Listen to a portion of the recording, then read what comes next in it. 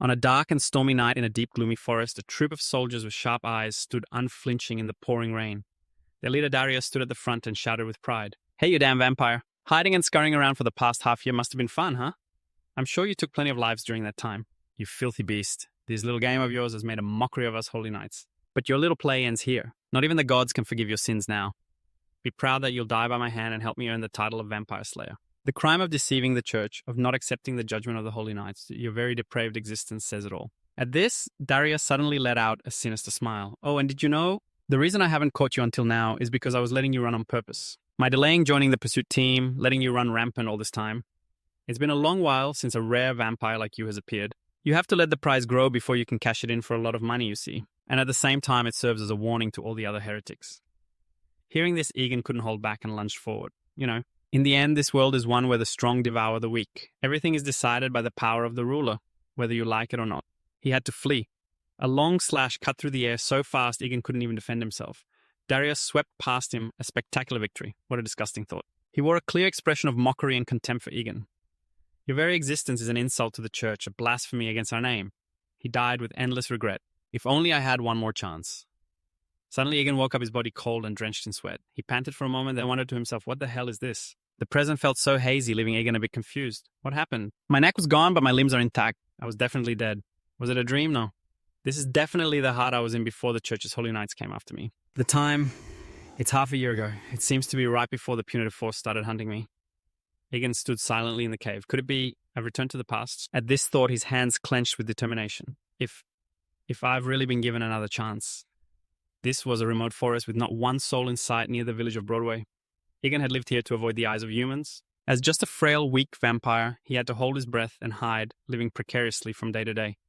Though Egan didn't actually crave human blood, there was one time in the distant past. He couldn't control his instincts and sowed the seeds of disaster. The very next day, mercenaries swarmed the area, and 5 days later the Holy Knights were scouring the entire village. Whether it took a month or a whole year, they were determined to find him. Terrified Egan had lived in the forest, surviving only on the blood of wild beasts for 12 long years. I don't know why I was able to return to the past to live again, but one thing is certain.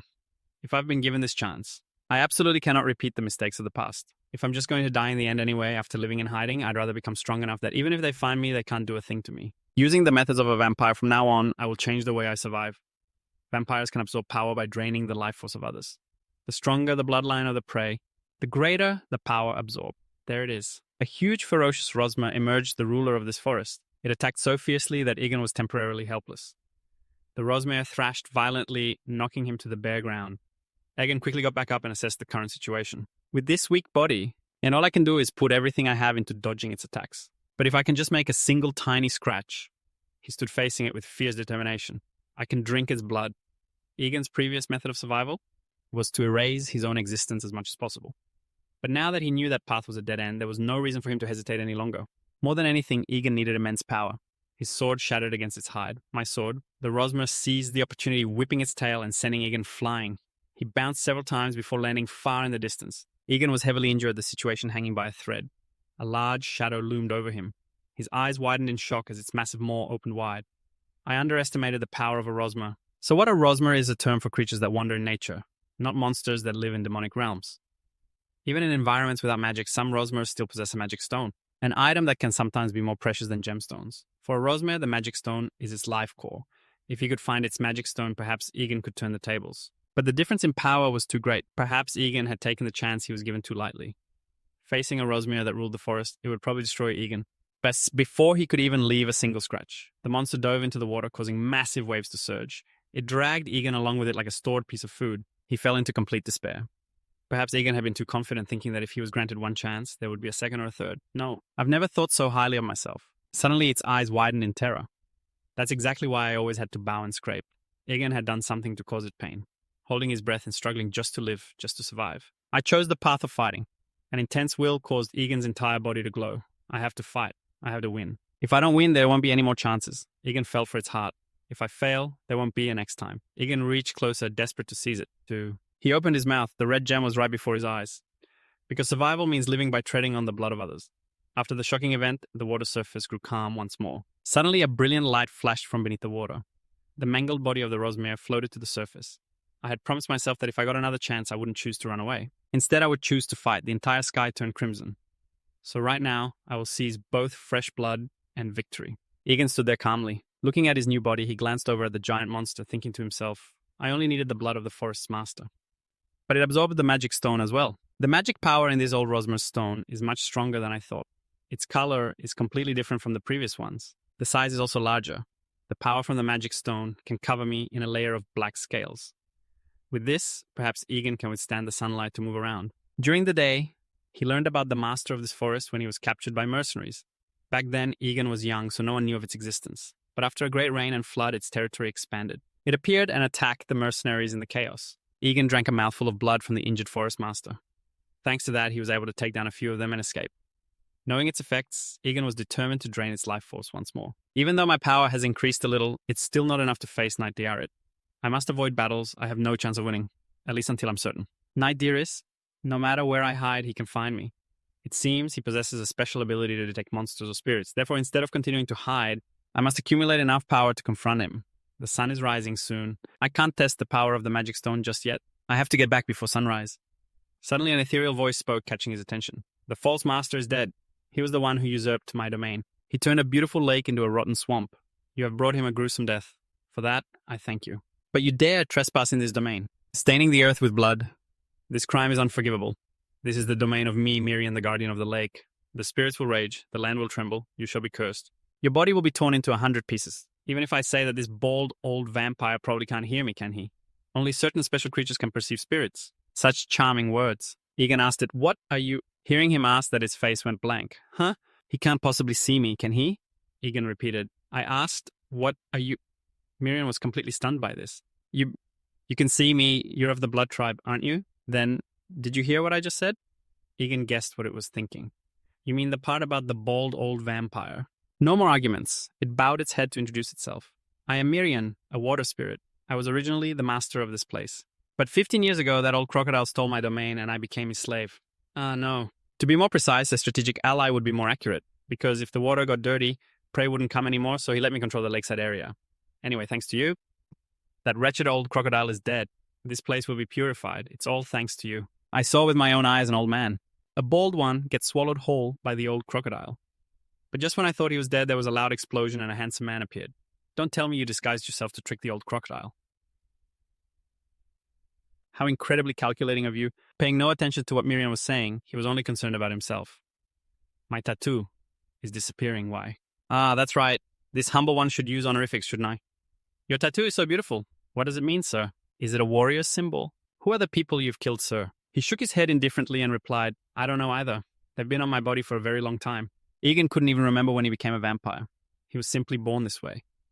Even in his most distant memories, these 10 tattoos were already imprinted on his body. Unable to recall his distant past, Egan had only known a life of hiding, never daring to look back at himself. If these tattoos are some kind of curse mark, then does that mean one of them was broken today? I'm leaving. Guard the forest carefully. Miriam seemed reluctant to let him go. Yes, sir. It's been so long since I've had someone to talk to. Are you really leaving right now? As time went on, fewer and fewer people could see spirits. So this humble one gets very bored. It would be so nice to have someone to talk to. Egan reminded Miriam of its main duty. Aren't you going to restore this swamp back into a lake? It seemed it didn't want to do it either. Do you have any idea how long it would take to purify this place? How about some fresh water for a handsome man? As pale as you, I'm a water spirit, so I can make the most delicious water ever. It's perfectly pure. It'll make you look even more handsome. The moment he saw how Miriam created the water, Egan wanted to get away. He had to leave now. He ordered it to get lost. Seeing him walk away, it quickly tried to hold him back. My lord, wait. This humble servant can also purify water for you. You can drink from any source. Egan was determined to leave. He didn't need it. The stubborn Miriam followed. Instead of refusing, it would be better if you just accepted my lord. My lord, you're of the Blood Clan, aren't you? A few days later in the village of Broadway, it was another quiet, moonlit night. Someone burst in with news. Village chief, come quickly. The red-eyed monster is here. He exclaimed in surprise. Huh? The whole village gathered around something with shocked expressions. What is this? Everyone exclaimed excitedly. Mom, look, a wild boar. We have pork to eat. There's so much, chief. Look, there's more than usual today. Can we take it all? A curious young man asked the village chief, what do you think the red-eyed monster is thinking? Normally, he only leaves prey on the night of a full moon. He understood what the boy meant, but didn't know the reason. But it's not time for him to appear yet. Everyone remembered the kind stranger, an outcast, who lived at the foot of a distant mountain, whom the villagers called the red-eyed monster. For over 15 years, he had lived near the village without ever harming anyone. On the contrary, every full moon, he would bring game from the forest to share with the villagers. No one could understand his intentions. Egan had a request for the chief. May I enter the village for a moment? Over 15 years ago, when he first appeared, everyone was terrified. But because Egan regularly brought meat like he was paying a tax, the villagers were no longer afraid. This strange relationship had lasted for over 15 years. Everyone welcomed Egan as one of their own. It's been a long time. Is there something you wanted to talk about? Taking off his hood, Egan explained, I've lived far from the village for so long because I was ill. But after a long period of seclusion, my illness is now cured, so I've come to share the good news. I've received much help from the village. Now I want to repay you, if the village ever runs into trouble. The moment they saw his face, the entire village stared in astonishment. Who? Huh. They couldn't believe that the Egan standing before them was so handsome. Just call for me anytime. His handsome aura was blinding. The red-eyed monster, good heavens. The chief couldn't believe his eyes. That outcast from the forest, was he a half-demon? Or maybe a nobleman? Even though he always wore a mask, it turns out his face was this handsome. Just then Miriam surfaced confused. Egan, my lord, did you give them all the meat you hunted? What are you thinking? Vampires are supposed to be associated with blood slaughter and death. He didn't think so and explained it to the spirit. In human society, building relationships is very important. That's why I'm bestowing this favor. Miriam firmly tried to stop Egan. Are you planning to blend in with them without eating them? But you said you'd be leaving in a few days. Then why bother with that relationship? He took off his mask and spoke of the future. I thought it was unrelated, but it turns out it's not. I can't just stand by and watch what's about to happen. When the mercenaries arrive, the entire village will be wiped out. Miriam exclaimed in shock, What? Egan thought of that boy. He thought to himself, they're coming to Broadway Village to capture a boy and take him to the Lord's castle. To keep them quiet, they'll eliminate all the villagers. If this isn't stopped, it will lead to the Holy Knights. Coming here? The spirit was half believing, half doubting the story. Could what Egan said be true? If so, how could he know about it in advance? Really? The whole village will be wiped out even after spending a few days with Egan. I still don't understand him. What is he thinking? Egan let time be the judge. Whether it's true or not. We'll find out if we wait. But before that, I need to earn some trust from the villagers. Let them see that I'm harmless. Miriam cluelessly asked about the two matters. What does the mercenaries causing trouble have to do with building trust? For the crime of not watching where it was going, it walked right into him. Miriam grabbed its face and yelled, Ow, that hurts! It looked at him questioningly. Hey, why'd you stop all of a sudden, model? Turns out a squad of guards was aggressively charging forward. The moment they saw him, they started murmuring, Hey, what's with that guy? He looks really weird. Seems like he just came from the village. What should I do? I was planning to sneak into the village. A man who looks that delicate. He doesn't have any weapons, and he's all by himself. It'll be a pain if he screams. With that, he swung his axe and charged. Can't give him a chance to call for help. Miriam screamed in worry, as if telling him to run. Egan leaped high, getting into the perfect stance for a finishing blow. Just then his eyes turned a deep red befitting the name Red-Eyed Monster. He simply and very gently swept his hand across. And just like that, the man was gone forever. You can imagine the look on the faces of the others. Miriam, think about it carefully. Why do I need to build trust with the people in the village? It's to avoid raising any suspicion because I'm going to dispose of these mercenaries cleanly. The air grew cold under the waning moonlight when a terrified scream pierced the silence. That thing is a vampire. He's not human. With a crazed look, Bayo brought his sword down. A vampire? What's there to be scared of? On the contrary, this is a good thing. If we capture him alive and turn him over to the church, we'll get a massive reward. But things didn't go as planned. A powerful energy suddenly blocked Bayo's sword. He trembled as he faced Egan's murderous expression. Without a word, Egan brutally punched Bayo in the stomach.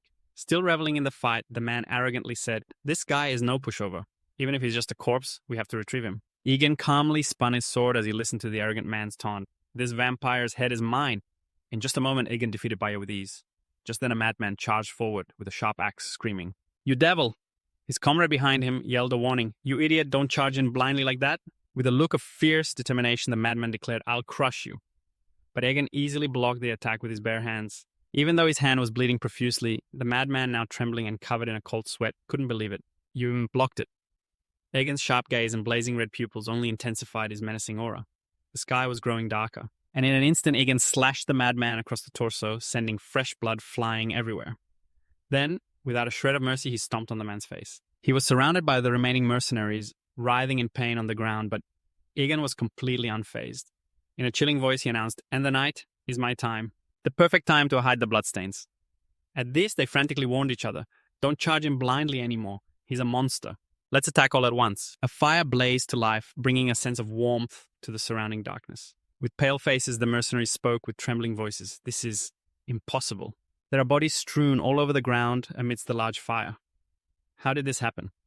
Could this all be the work of that red-eyed monster? Did you do this? Egan, his murderous red eyes blazing, replied, Of course not. I found them on my way back from hunting. I was checking my traps when I saw that they were all dead. This group appears to have been ambushed on their way to Broadway Village. and the culprits were a pack of wolves. They all exclaimed in shock. Impossible. Looking at the ground, they saw a black wolf with terrifying fangs and claws. Black wolves, Egan said softly. There were a lot of them. I took them down while they were distracted feeding on the corpses. As you can see, I killed a few, but there were originally more of them than there were mercenaries. The ones that got away are probably still stalking us. The leader was skeptical. This species is known for being the most ferocious. In this region? How could you possibly have handled them all by yourself? Are you sure this wasn't your doing, red-eyed monster? A shout came from the distance. Village chief, this body has clear wolf claw marks on it. It's the same over here.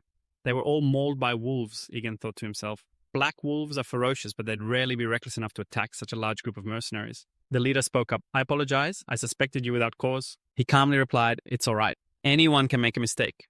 So what do you plan to do with the bodies? I couldn't just leave them here, which is why I came to inform you. The village chief replied, we can't leave them to be eaten by wild animals. We must give them a proper burial in the village.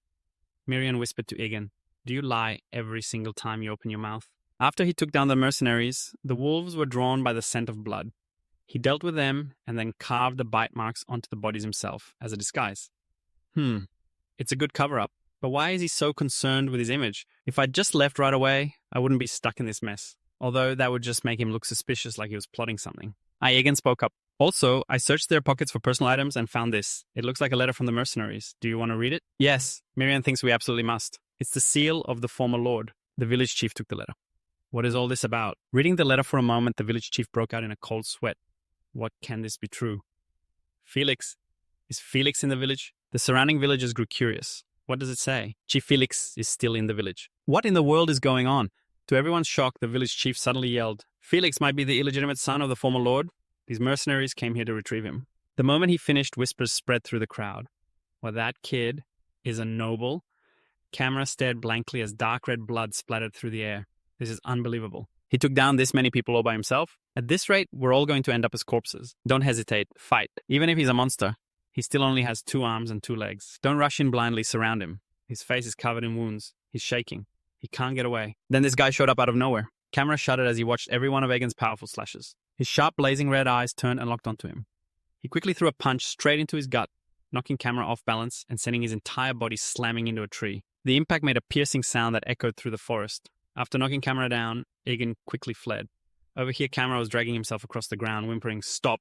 Wait, were you waiting for us this whole time? Why are you targeting us? We just had business in the village over the mountain, that's all. Just then, Egan approached with murder in his eyes. I was just curious to see what you all were planning to do in that village. That village is mine. The man's eyes went wide with terror. Please spare me.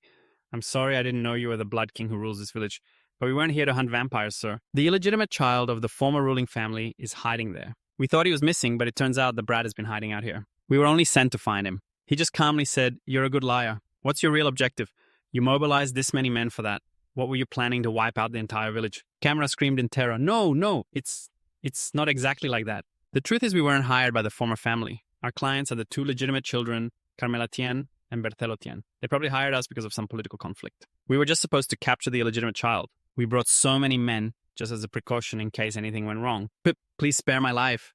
Hearing this, Egan gritted his teeth in anger. So among the masterminds, it really was him. Berthello Tien, commander of the vampire hunting squad. It would be difficult for him at night to directly order mercenaries to slaughter villagers, as that would simply be their own greedy ambition. But that very act is what got me discovered by the Holy Knights. Because the entire village vanished, they mobilized a massive force to investigate.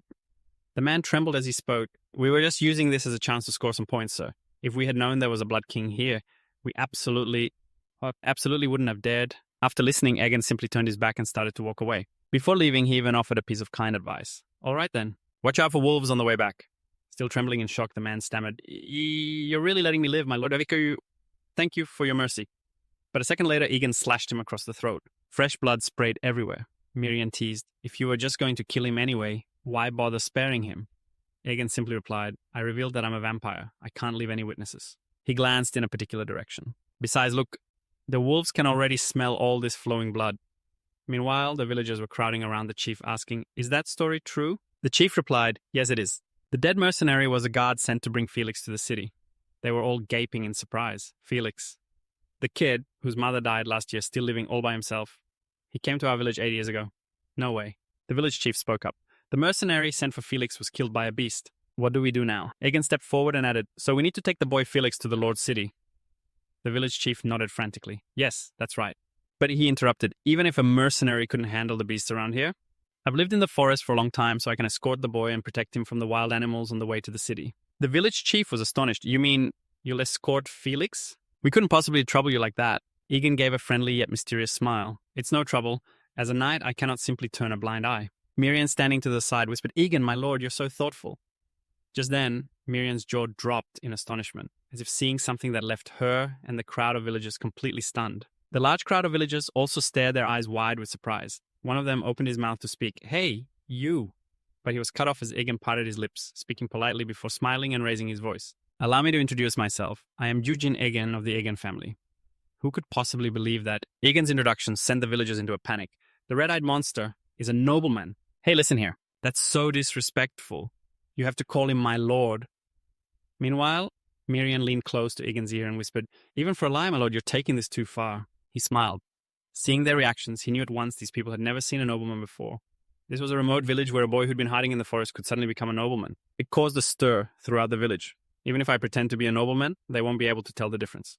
With admiring eyes, they showered him with praise. Lord Egan, were you truly a knight? Why did you live as a hermit in the forest for over 15 years? Was it to heal an injury you got while training? Or is it just a form of training for knights? He just explained vaguely, For various reasons, I cut my ties with humanity and came to live in this forest. They immediately erupted. No wonder. Ever since you brought food to help the village, I knew you were different. It must be because of your extraordinary skills as a knight that you could survive alone in the forest. The village chief suddenly spoke up. But our village is very poor. We have nothing to offer you as thanks. He said in a low voice, That's fine. I only wish to rest from my fatigue. May I stay in the village tonight? The village chief smiled kindly. Of course, it's a small thing. Our homes may be cramped, but please rest here tonight, my lord. In the open air, under a clear blue sky, Egan stared blankly into the distance. He revealed his beastly bloodlord hand, touching it lightly against the wall. This is the skin-strengthening ability from the master of the forest. His sharp, blood-red, gem-like eyes, filled with killing intent, were enough to make one's skin crawl. That beast-skin hand mysteriously stroked the wall. Since it's covered in black scales, I can resist the sun to some extent. This will make the journey much easier. Miriam cursed at him. You foolish vampire. What were you thinking telling such a blatant lie? You say you're a knight, but you can't even read. Egan replied quickly. Yeah, I know it might get exposed someday, but we're leaving soon anyway. So it doesn't really matter, Miriam pressed. Now tell me, what's your real goal? After living so quietly in the forest for all this time, why suddenly get friendly with the villagers? And even take on a request. Just then a voice called out, My lord, we've finished the preparations. You can depart whenever you're ready. He whispered to Miriam, See, in just one night I've already gained some status. People are more likely to believe in authority than in mere words. You can lie all you want. But with status, you can reduce 100 lies down to just 10. Only a village like this would fall for such a hasty lie. The nobility would never believe it so easily. Therefore, from now on, I will make that lie a reality. Through his previous good deeds, Egan had already earned the villagers' trust. The village chief beamed. I was afraid Lord Egan might be misunderstood, so I've already written a letter of explanation. Felix, no. Please take good care of young Master Felix. From now on, if I use my real strength to make these lies true, everyone will definitely believe me. Felix stepped forward, looking shy. I'm Felix. It's an honor to meet you, Lord Egan. But to make all these lies a reality, I'm going to need a higher status. Egan spoke up. Are you Felix? I'm Jujin Egan. It's a pleasure to meet you. I'll use him, Egan thought, to become a true nobleman. The blue sky was clear amidst the deep green forest. The two of them were wearily making their way out of the village when Egan asked curiously, Is that Brahma village? Felix replied, The sign says so, yes. He asked puzzled, You can read? Felix scratched his neck shyly. Yes, my mother told me before she passed away. She also came from humble origins, so she never had a proper education. She said her lover taught her those words. I never expected that person to be you, sir, Miriam teased in his ear. This is perfect. Have him teach you how to read, Egan asked without hesitation. Can you teach me how to read? He was astonished. Huh, me, but you're a knight, sir. You mean you can't read? Egan said in a low voice, Knight is just a title. My family has fallen. There's nothing to be proud of. What I've used to survive until now isn't words, but my sword. Felix wondered, does that mean your family, Sir Egan, has... In response to his question, there was only Egan's silence, which felt like an admission. Doubt me now, then trust me later. Once I have that trust, it will be thick enough to cover any lie. Miriam teased from the side. Wow, what top-tier acting, huh? Well, it's good, I guess. But lying too much will raise suspicion. From the look in his eyes, it seems he already believes you. But Felix slowly began to speak. Forgive me, sir, I was actually suspicious of you. One moment you say you're a monster, the next you say you're a nobleman. The villagers called you a monster, so I was a bit prejudiced. I'll see for myself instead of listening to rumors. If you come from a martial family, it's understandable that you can't read. So you won't be embarrassed in front of others. I'll take the time to teach you when we can. Felix said softly. Please tell me more about yourself, Sir Aegon. Who would have thought that at that moment a dagger would fly right past his eye? Felix, his face pale, screamed in terror. The first time he saw Aegon quickly transform into his beast form to block the sword and save him, the hunters laughed with glee. You have to pull it hard, just like I taught you. I did it exactly like you said. Felix, his face pale and covered in a cold sweat. What was that? Bandits. The hunter sneered. Never seen bandits before. The looks on your faces are priceless. All right, let's make this quick. Drop all your stuff. Empty out that bag too. If you're not quick about it, I'll kill you all right now. Aegon said nothing and brutally slashed the man's head clean off. Got it. The head rolled away like a dropped candy, causing the surrounding hunter's jaws to drop. Felix stared at the head on the ground, horrified and in deep shock. The hunter quickly turned and screamed. Boss Aegon said nonchalantly, I did what you asked. Nice and quick. The crazed hunter grabbed his axe and cursed, This bastard. And without another word, he was decisively cut down, blood splattering everywhere. Just a few sharp slashes from Aegon was enough to send them straight to hell. The last remaining comrade backed away, begging for help. Help me!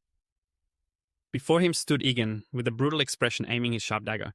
A finishing blow straight to the man's chest, and it was as if the world fell silent. After the battle was over, Aegon walked around the corpses observing. I really don't understand why humans want to attack and rob those they see as weaker. As he pushed the dagger deeper into the chest of that foolish comrade. So you think being stronger gives you the right to bully the weak? Felix, if I knew how to read, would I be able to understand this? He answered, trembling, well, and a second later, dark red blood spurted out savagely.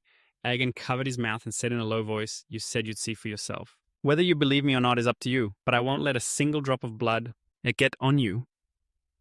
The bustling scene of Bram's village appeared. People were bustling back and forth. A vendor's call rang out. Come on, rare herbs just gathered from the northern hunt. They're here. Only 20 copper coins, a bundle. On another side, someone was arguing with a shopkeeper. They're selling it for half the price down the street. Don't be ridiculous. My goods are much higher quality. Miriam had an excited expression and a trembling voice upon seeing the lively bustling scene. He exclaimed excitedly, It's all so strange. Felix suddenly spoke up. Sir, if you're planning to shop here, you'd best be careful. He added, I've come here a few times with my master, but the merchants here are terrible scammers. You could easily get ripped off. Every time my master came here, they charged him exorbitant prices without mercy. The other person shouted, Hey, it's only half the price down there. Give me my money back. Aegon looked around, thinking to himself, I need to get some money first before I can worry about being careful. He then walked over to the counter where the last customer had just been. After telling Felix to wait a moment, to which he replied, Yes. Aegon put the items down and said, Shopkeeper, I'd like to sell these animal hides. Please appraise them for me. The man turned back looking puzzled. Oh, are these black wolf pelts? It's rare to see so many of them around here. How did you get so many? Parutek's eyes were a bit wary as he looked at him. The boy was draped in a black cloak that covered his entire body, which made the shopkeeper start to scrutinize him more closely. Parutek thought to himself, look at those ragged clothes underneath. He's probably not a merchant, just some wanderer. He chuckled to himself. Perfect for me to fleece. Then Parutek put on a sly tone. Oh my, these pelts are so badly damaged. What could they possibly be used for? At most, they're worth 18 silver coins. The boy's deep red eyes peeking out from under his hood stared straight at him, making Parutek a little nervous. His eyes darted back and forth as he thought, what's with this guy? Why are his eyes so blood red? Parutek's voice trembled. Well, black wolves are rare and quite valuable, so I can pay you a bit more. Aegon remained silent, those red eyes making the shopkeeper break out in a cold sweat. If you're annoyed, just say so. Parutek forced a laugh and said, It seems you're new here. Quite the joker, aren't you? I'll raise it to 23 coins then. Hearing that, the boy just looked at him. A soft, escaped him. Parutek couldn't read him and thought to himself, still not satisfied. He added, All right, 25 coins then. Aegon just made another soft sound. Seeing this, Parutek hurriedly raised the price. No, not 25. Felix had a look of astonishment, and as the boy made another quiet sound, the frightened shopkeeper increased it again to 28 coins. Aegon drew out the sound again, his red eyes seeming to radiate an overwhelming pressure. Seeing this, Parutek was utterly terrified. He cursed inwardly, This damn brat! How long is he going to try and bleed me dry? He clutched his face and added, 30 silver coins, I can't go any higher. This made Felix's jaw drop. Aegon immediately replied, Dear. Night fell. The candlelight flickered bright and warm. He looked at the paper and thought to himself, what kind of writing is this? It looks like a bunch of worms. I learned some basics from Felix, but it'll be a long time before I'm fluent. The ancient characters were written in straight lines on the old paper. The voice of the water spirit rang out. This looks pretty good. She propped her chin on her hand and added, Vampires are supposed to wear silk, you know. But this was worth every penny, wasn't it? Aegon said with a rather pleased tone. Contrary to my worries, this market is quite generous. Since I'm a new customer, I even got a special discount. Miriam covered her mouth giggling and added, My lord, you're such an easy mark. Thinking back on how that crooked merchant kept raising the price himself, Her eyes lit up with the glint of money. She exclaimed, "Wow, you should have haggled harder and bought a more expensive silk outfit." As she finished, he replied, "I just need something to block the sun. That's all." Hearing that, Miriam was horrified and went on a rant. "What? You have to enjoy life. Have you just been cooped up at home all this time?" The image she imagined was incredibly luxurious. A vampire should live like the noblest of nobles, living in a magnificent castle under the moonlight, wearing silk, having servants at your beck and call, and drinking fresh blood. If you want to get ahead, you need ambition. Egan cut her off. "Excuse me, but you live in a swamp, so how do you know so much?" Miriam replied, "I'm originally from the spirit realm. Occasionally, my seniors return from the surface and they tell me all sorts of useful stories." She added, "If you don't get stabbed by a silver sword or a wooden stake, you'll live for at least 200 years, so you should learn a lot. Learn the ancient script and the imperial language too." He then asked, "So can you read?" Miriam answered curtly, "No." Egan asked, "Besides making drinking water, what else can you do?" From a distance, Felix's voice called out, "Sir!" His face was visibly tired and puzzled. "Excuse me, sir, who are you talking to?" He turned around and answered calmly, "I was just talking to myself." "Are you okay?" Felix explained. "I'm sorry for letting you see me in such a weak state, sir. While I was preparing the rabbit, I suddenly remembered what happened this morning." The scene flashed back to that morning when he saw Egan finishing off the robber right before his eyes, causing him to vomit violently. Miriam gave a wry smile. "Perhaps that was a bit too much for him," Egan replied. "It's fine. It's hard for ordinary people to get used to the smell of blood." Back in the present, Felix added, "But don't worry, I still have energy. The night is still young." He smiled, holding up a quill and a roll of paper. He said cheerfully, "I have enough paper. I'll teach you to write as much as you wish." And so, in the peaceful night scene, both of them were focused intently on the paper. Suddenly he spoke up, "Is learning to write always this easy?" Felix replied, "That's because you're a genius, sir." He quickly added, "It took me a few months to learn, and ordinary people usually take a whole year." He replied, "You're exaggerating." Egan then added, "Felix, is this really okay? If you want to keep going, just knowing how to read and write might not be enough, because you're about to become a nobleman overnight." Hearing that, his eyes lowered slightly and his voice faltered. "I'm not sure. My mother didn't go into detail, and I've never really thought about it. It still doesn't feel real to me." A faint blush appeared on Felix's face as he added, "At first, I didn't even expect Lord Tien to welcome me." From a distance, a group of people approached, with one of them getting closer. He smiled and spoke, "Hello there. We're looking for a place to camp. Could we ask you something?" Looking at the man before him, Egan secretly observed them. Weapons, full armor, even a carriage. They were completely different from the usual rabble of mercenaries. These were professionals. The other man continued speaking. "Oh, and there's a child here too. Could you tell me where you two are headed?" He put his mask back on, thinking to himself, "This is how mercenaries ask questions. A clumsy lie will only arouse suspicion." Oh, he calmly replied, "We are heading to Lord Tien's castle." The man said enthusiastically, "Oh, so are we. Could we perhaps travel with you? We have wine, water, and mutton too." From behind, a voice called out as a young blonde-haired man walked forward. "Captain Parutek, why do you need to do all this? We'll be setting up camp together. No objections, right?" His eyes glowed red from behind the mask. His expression turned serious. The man immediately tried to smooth things over. "My apologies. This is Laban. He's new to the squad, so he's still not used to proper etiquette. Please let it slide." The man introduced himself. "I am Parutek. And you?" He replied, "Knight Egan." His answer made the man slightly disbelieving. "A knight," Laban said loudly. "Captain Parutek. He says he's a knight. Do you believe that? Look at him. How can you call that a knight? No horse, no armor? What kind of knight is that?" He got closer to Egan and asked, "Hey, tell the truth. You're not really a knight, are you?" Then he pointed a finger at him and added, "Egan of what family? I've never heard of a name like that." His eyes showed certainty as he asked, "Are you an imposter?" Those words struck a nerve and his face darkened. His gaze looked like he wanted to kill the man in front of him. Egan thought to himself, this is just what I told Felix would happen. There was no other lie to tell. The reason these mercenaries approached us is definitely not simple. He remained silent, assessing the situation. Whether I'm a knight or not doesn't matter, but if they keep insisting on questioning me, things will get ugly. His red eyes stared at the group of mercenaries, silently calculating. There aren't many of them. I can finish them all. Egan reached inside his coat, preparing to draw his sword. A cold glare from behind, along with his furious voice. "Laban!" A powerful slap landed squarely on his face, sending Laban tumbling several times across the ground. He crashed right into a tree trunk. Parutek bowed a full 90 degrees and said, "My apologies, Sir Egan. Please forgive the insolence of this newcomer." Glancing briefly towards Laban, he replied softly, "No need to apologize. Go ahead and set up your camp." As if a great weight had been lifted, the man quickly replied, "Thank you for your generosity, sir." Egan thought to himself, from now on there will be many more situations like this. To avoid pointless suspicion, I must quickly become a real knight. After that, he sat down with Felix again to study his letters. In the distance, the beaten Laban lay still on the ground. A moment later, he came to his senses, still in shock. Laban shot up, stammering, why am I... Parutek, sitting nearby, spoke up with a tisk tisk. "Laban, you idiot." He frowned slightly and added, "Do you have no sense of fear? How dare you confront a knight like that?" Hearing this, he was completely bewildered. Captain Parutek. Seeing that the kid still didn't get it, he hit him again and said, "Gods, this kid. The only reason you're still alive is because of me. You almost got us all killed back there." Laban, rubbing the lump on his head, grumbled, "Come on, what's so scary about that shabby-looking guy? All he had was a beat-up old short sword." Seeing this, Parutek scolded him. "Are you really judging someone just by their looks? You're completely blind," he added. "Did you see that knight's cloak? Do you have any idea what that's worth? It's a high-end cloak from the Cantop family lined with silk. The cheapest one would cost over 10 silver coins." Hearing this, the other man gasped in astonishment. "It's that expensive?" Parutek replied, "Yep, at least 3 months of your salary." Egan was still focused on every word, but the man didn't know that and just guessed. Seeing him read a letter means he's literate. He's no common thug. Parutek shot Laban a look and added, "And he was this close to actually drawing his sword. We were all about to die. Best case scenario, maybe me and one other person would have survived." The kid asked naively, "How do you know?" He began to recall the moment. "While you were running your mouth, the knight had already put his hand inside his cloak. I was sharp enough to notice his left foot shift back slightly.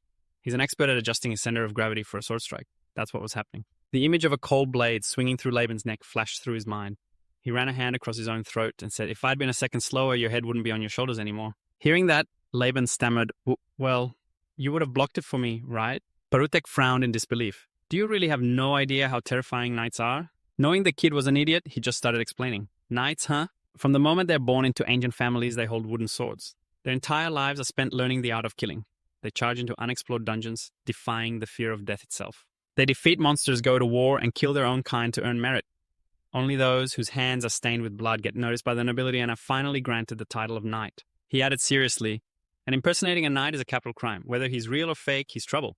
Anyone who dares to impersonate a knight is definitely not someone to be trifled with. Unless that person is supremely confident in their swordsmanship, no one would dare do it. Of all the people who spend their lives with a sword, how many actually become a knight? For someone who looks just over 20 to declare himself a knight, it means he's already reached a respectable level of skill." After hearing all that, Laban, with beads of cold sweat on his face, stammered, "So he's even stronger than the captain?" Parutek replied nonchalantly, "Probably." Mysterious crimson eyes glowed from behind the mask. He added, "What's more, he's also heading to Lord Tien's castle. I heard a dungeon was recently discovered there. He's probably planning to join the opening party. We have the same destination. We'll definitely see him again." Meanwhile, Egan was wondering to himself, "Good thing I kept my cool. Does the title of knight really carry that much weight? It'd be great if this approach keeps working, but I need to prepare more." He looked at the group of men on the other side. He thought further. "Except for the one I knocked out, the rest of them are proper mercenaries. Why did the Tien family hire that other bunch of trash back then? Instead of professionals like these, or they could have just sent their own soldiers. It's so strange." Suddenly, he stood up and walked towards them. Laban's voice trembled slightly. Why is he coming this way?" As he took off his mask, Egan spoke. "I hear you're also heading to Lord Tien's castle." His stunningly handsome face was revealed under the moonlight. He added, "Since we share a destination, why don't we travel together?" His whole being seemed to emit a sparkling light, temporarily blinding them. Yes," Laban stammered in reply. Yes. And so the night passed. They all traveled to the village of Mateo in the Doi territory. Egan followed along, thinking, "It's a good thing these mercenaries believe I'm a knight. If we travel together, I can gather a lot of useful information from them. The problem is, from now on..." His train of thought was cut short by Miriam, who appeared and called out excitedly, "Sir, Egan," then floated in the air. Miriam added, "Just as you asked, I listened in on the mercenaries' chatter." Hearing this, he immediately asked, "Any noteworthy information?" This is what Miriam reported. "Lord Tien's health is very poor. It wouldn't be surprising if he passed away at any moment. And recently, a new dungeon was discovered in the territory. Conquering a dungeon brings in a lot of money, but the Tien family lacks both the funds and the manpower, so they haven't been able to open it yet." As the report ended, Egan thought to himself, "A new dungeon, huh?" Suddenly it spoke up again. "But hey," Miriam wondered, "if Lord Tien is about to kick the bucket, what's going to happen to that kid? Is he going to arrive just to become an orphan?" He replied curtly, "That's not my concern." Surprised, it asked, "Then what should we do?" Miriam guessed worriedly, "Is he going to get bullied by his relatives again?" Egan turned to look at the boy, thinking to himself, the reason Lord Tien summoned Felix is probably to see his son one last time, before he dies. His face showed no trace of emotion. He continued to think, from now on, somehow his fate and mine are about to change. Hoofbeats echoed on the stone ground. A loud shout rang out, "We're here!" Warm sunlight streamed through the gates of Rose Castle, the Lord's domain falling upon the mercenaries and his group. They stepped inside the vast fortress. A look of surprise crossed his face. "It's bigger than I thought." Meanwhile, Miriam was ecstatic, shouting, Sir, Egan, you're definitely going to get promoted for this. Imagine living in a castle like this." He grabbed him and said coldly, "Shut your mouth and follow me." As they were walking, a voice suddenly called out to them, "Hey, state your purpose." Parutek chuckled and said, "Greetings, my lord. We are the mercenary company from the Buffeline Guild. And who might I have the honor of addressing?" the eldest son of House Camellia. The elegantly dressed, blonde-haired, blue-eyed man replied, I am the heir to House Camellia. He then asked, and that pile of heads back there? Is that our delivery? The man replied respectfully, Yes, my lord, as you can see, we've delivered the cargo safely. Camellia replied, Stop wasting time and start unloading. He glanced over at Egan's group and asked, And who are they? Why aren't they moving? Egan replied, It's an honor, my lord. I am Knight Eugene Egan, and this child here. He was suddenly cut off. A knight! Then another loud voice called from behind them. Brother Camellia, what are you doing? Egan's eyes widened. He recognized that voice. It's him. The man led a group of knights from behind, continuing, Brother, how many times do I have to tell you? Inspecting outsiders is my duty. A rose-shaped insignia was pinned to his cloak. Egan's red eyes narrowed as he thought, how could I ever forget that voice? The leader of the vampire pursuit squad. First one who found me in hiding. He and Diarhit, they tortured me horribly. Knight Berthion, with that cold face, asterisk, that signature blonde hair, and that dangerous aura. Berthion, a knight serving the second son of House Tion, is here. Camellia looked slightly displeased. He chuckled. Do I really need to report every little detail to you? If an outsider saw this, they might mistake you for the heir. Hearing that, Berthion quickly denied it. That's not what I meant at all. Suddenly someone approached, calling out and drawing the attention of both brothers. Sirs, this is a letter from the village chief of Broadway. Berthion reached out to take it, but to his confusion the man pulled it back. The letter was handed directly to Camellia. The messenger stared at Berthion with a strange look. Camellia smirked. Oh, from the village chief, is it? He opened the letter, read it, and then exclaimed, This can't be. The mercenaries were attacked by wolves and wiped out. And the child you brought back is the royal heir Felix. Standing behind them, Felix grew anxious at the mention of his name. The boy quickly bowed. Greetings, everyone. I am Felix. Camellia beamed. Oh, so you're our new little brother. While Camellia welcomed him with a bright smile, Berthion's expression had already darkened. Just what I was waiting for. Father is eager to meet you, he said, his voice laced with anger as he gave an order. Someone take him away. Get him washed and dressed in some proper clothes. The soldiers acknowledged the order and quickly began to lead a bewildered Felix away. Yes, sir. But suddenly someone stepped forward to stop them. Wait. Berthion, still furious, tilted his head toward the voice. It was Egan. He stated his terms clearly. I'd like to discuss my reward first. Let me see Knight Ganfred. Berthion's face flushed with anger as he yelled, Absolutely not. Egan asked again, confused. I can't even see him for a moment. Berthion quickly replied, Father's health is poor at the moment and it is difficult for him to speak. Your payment will be made in gold. Please take it and leave. Egan's eyes sharpened, glowing red. I went through hell to bring your precious little brother back. But Berthion ignored him, growing even more furious. This is the second time. Don't make me repeat myself. Just then, Camellia chimed in. What's the harm in it? Berthion, his face red with rage, turned and snapped at his brother. Camellia stood with his arms crossed, a cheerful grin on his face. We have to introduce our new little brother anyway. What's the problem with a brief meeting? Berthion immediately shot back. Brother Father is only conscious for an hour a day. I can't allow some wandering stranger with a questionable background to see him. Camellia smirked. Oh, and since when do you have the authority to manage Father's schedule? Enraged Berthion got right in his face and yelled, Brother, why must you always twist my words? Camellia remained perfectly calm in the face of his brother's fury. He suddenly turned to Egan and said, Oh, I do apologize, Knight Egan. It seems my little brother here enjoys playing the role of the heir, which has made things rather difficult for you, I imagine. He placed a hand on Egan's shoulder, a sly grin spreading across his face. In that case, do be careful on your way back, lass. Camellia then walked over and cheerfully took Felix by the hand. Come now, little brother. Let me give you the grand tour. We'll start by taking a look around the estate. He answered a bit awkwardly, yes. Egan glanced at him through his mask. So from the start, he never intended for us to meet. Suddenly someone approached and called out loudly, Hey, Theo, on Thunam. Ganfredic, carrying a man over his shoulder, was coming closer. I've been looking for you all morning. Seeing this, Theo quickly asked, What is this? He dropped the man from his shoulder and replied, They're mercenaries who were robbing the villagers. They refused training and just lazed around, so I brought them back right away. Ganfredic's expression darkened slightly. He dusted off his hands. How about we make an example of one of them and execute him? He looked a little worried, his eyes darting towards Egan. Even though they're just temporary mercenaries for the dungeon raid, Theo came over, pushed his shoulder, and led him away. Let's deal with that later. I'll teach them a lesson. There are too many ears here. Let's talk inside, shall we? Although Ganfredic found it strange, he still followed. Okay. Paruteka appeared out of nowhere and asked, That person is Sir Ganfredic, right? Hearing that, he immediately asked back, You know him? He quickly replied, Yes. At the recent tournament held by the Evergrow family, he took 3rd place. He's an extremely promising knight. His strength is monstrous, truly terrifying. His technique is also outstanding. Back then at the arena, rumor has it he wiped out over 1,000 opponents. After hearing this, Egan wondered, why would someone like that come all the way to this border region? Parutek thought for a moment. perhaps because of the newly discovered dungeon that's opening for the first time. Even though it's a border region, any knight who successfully clears a dungeon's first opening will gain great fame. Clearing a dungeon is extremely dangerous, many have died. Perhaps Sir Gunfredic wants to use this place as a stepping stone to be appointed by a greater family. He pondered for a moment. An appointment, huh? Egan suddenly called out, causing the other man to turn and look in confusion. Hey, Parutek, as of today, your contracts are over, right? He replied, then hesitated, about to ask something more. Yes, that's right. But Egan turned to look at Parutek, smiled, and asked, well then, how about I offer you a new contract this time? That evening, the full moon illuminated the sky. Theo and Gunfredic were training the soldiers. I must be the one to clear the dungeon this time. Chimera sat above, glancing down through the glass window.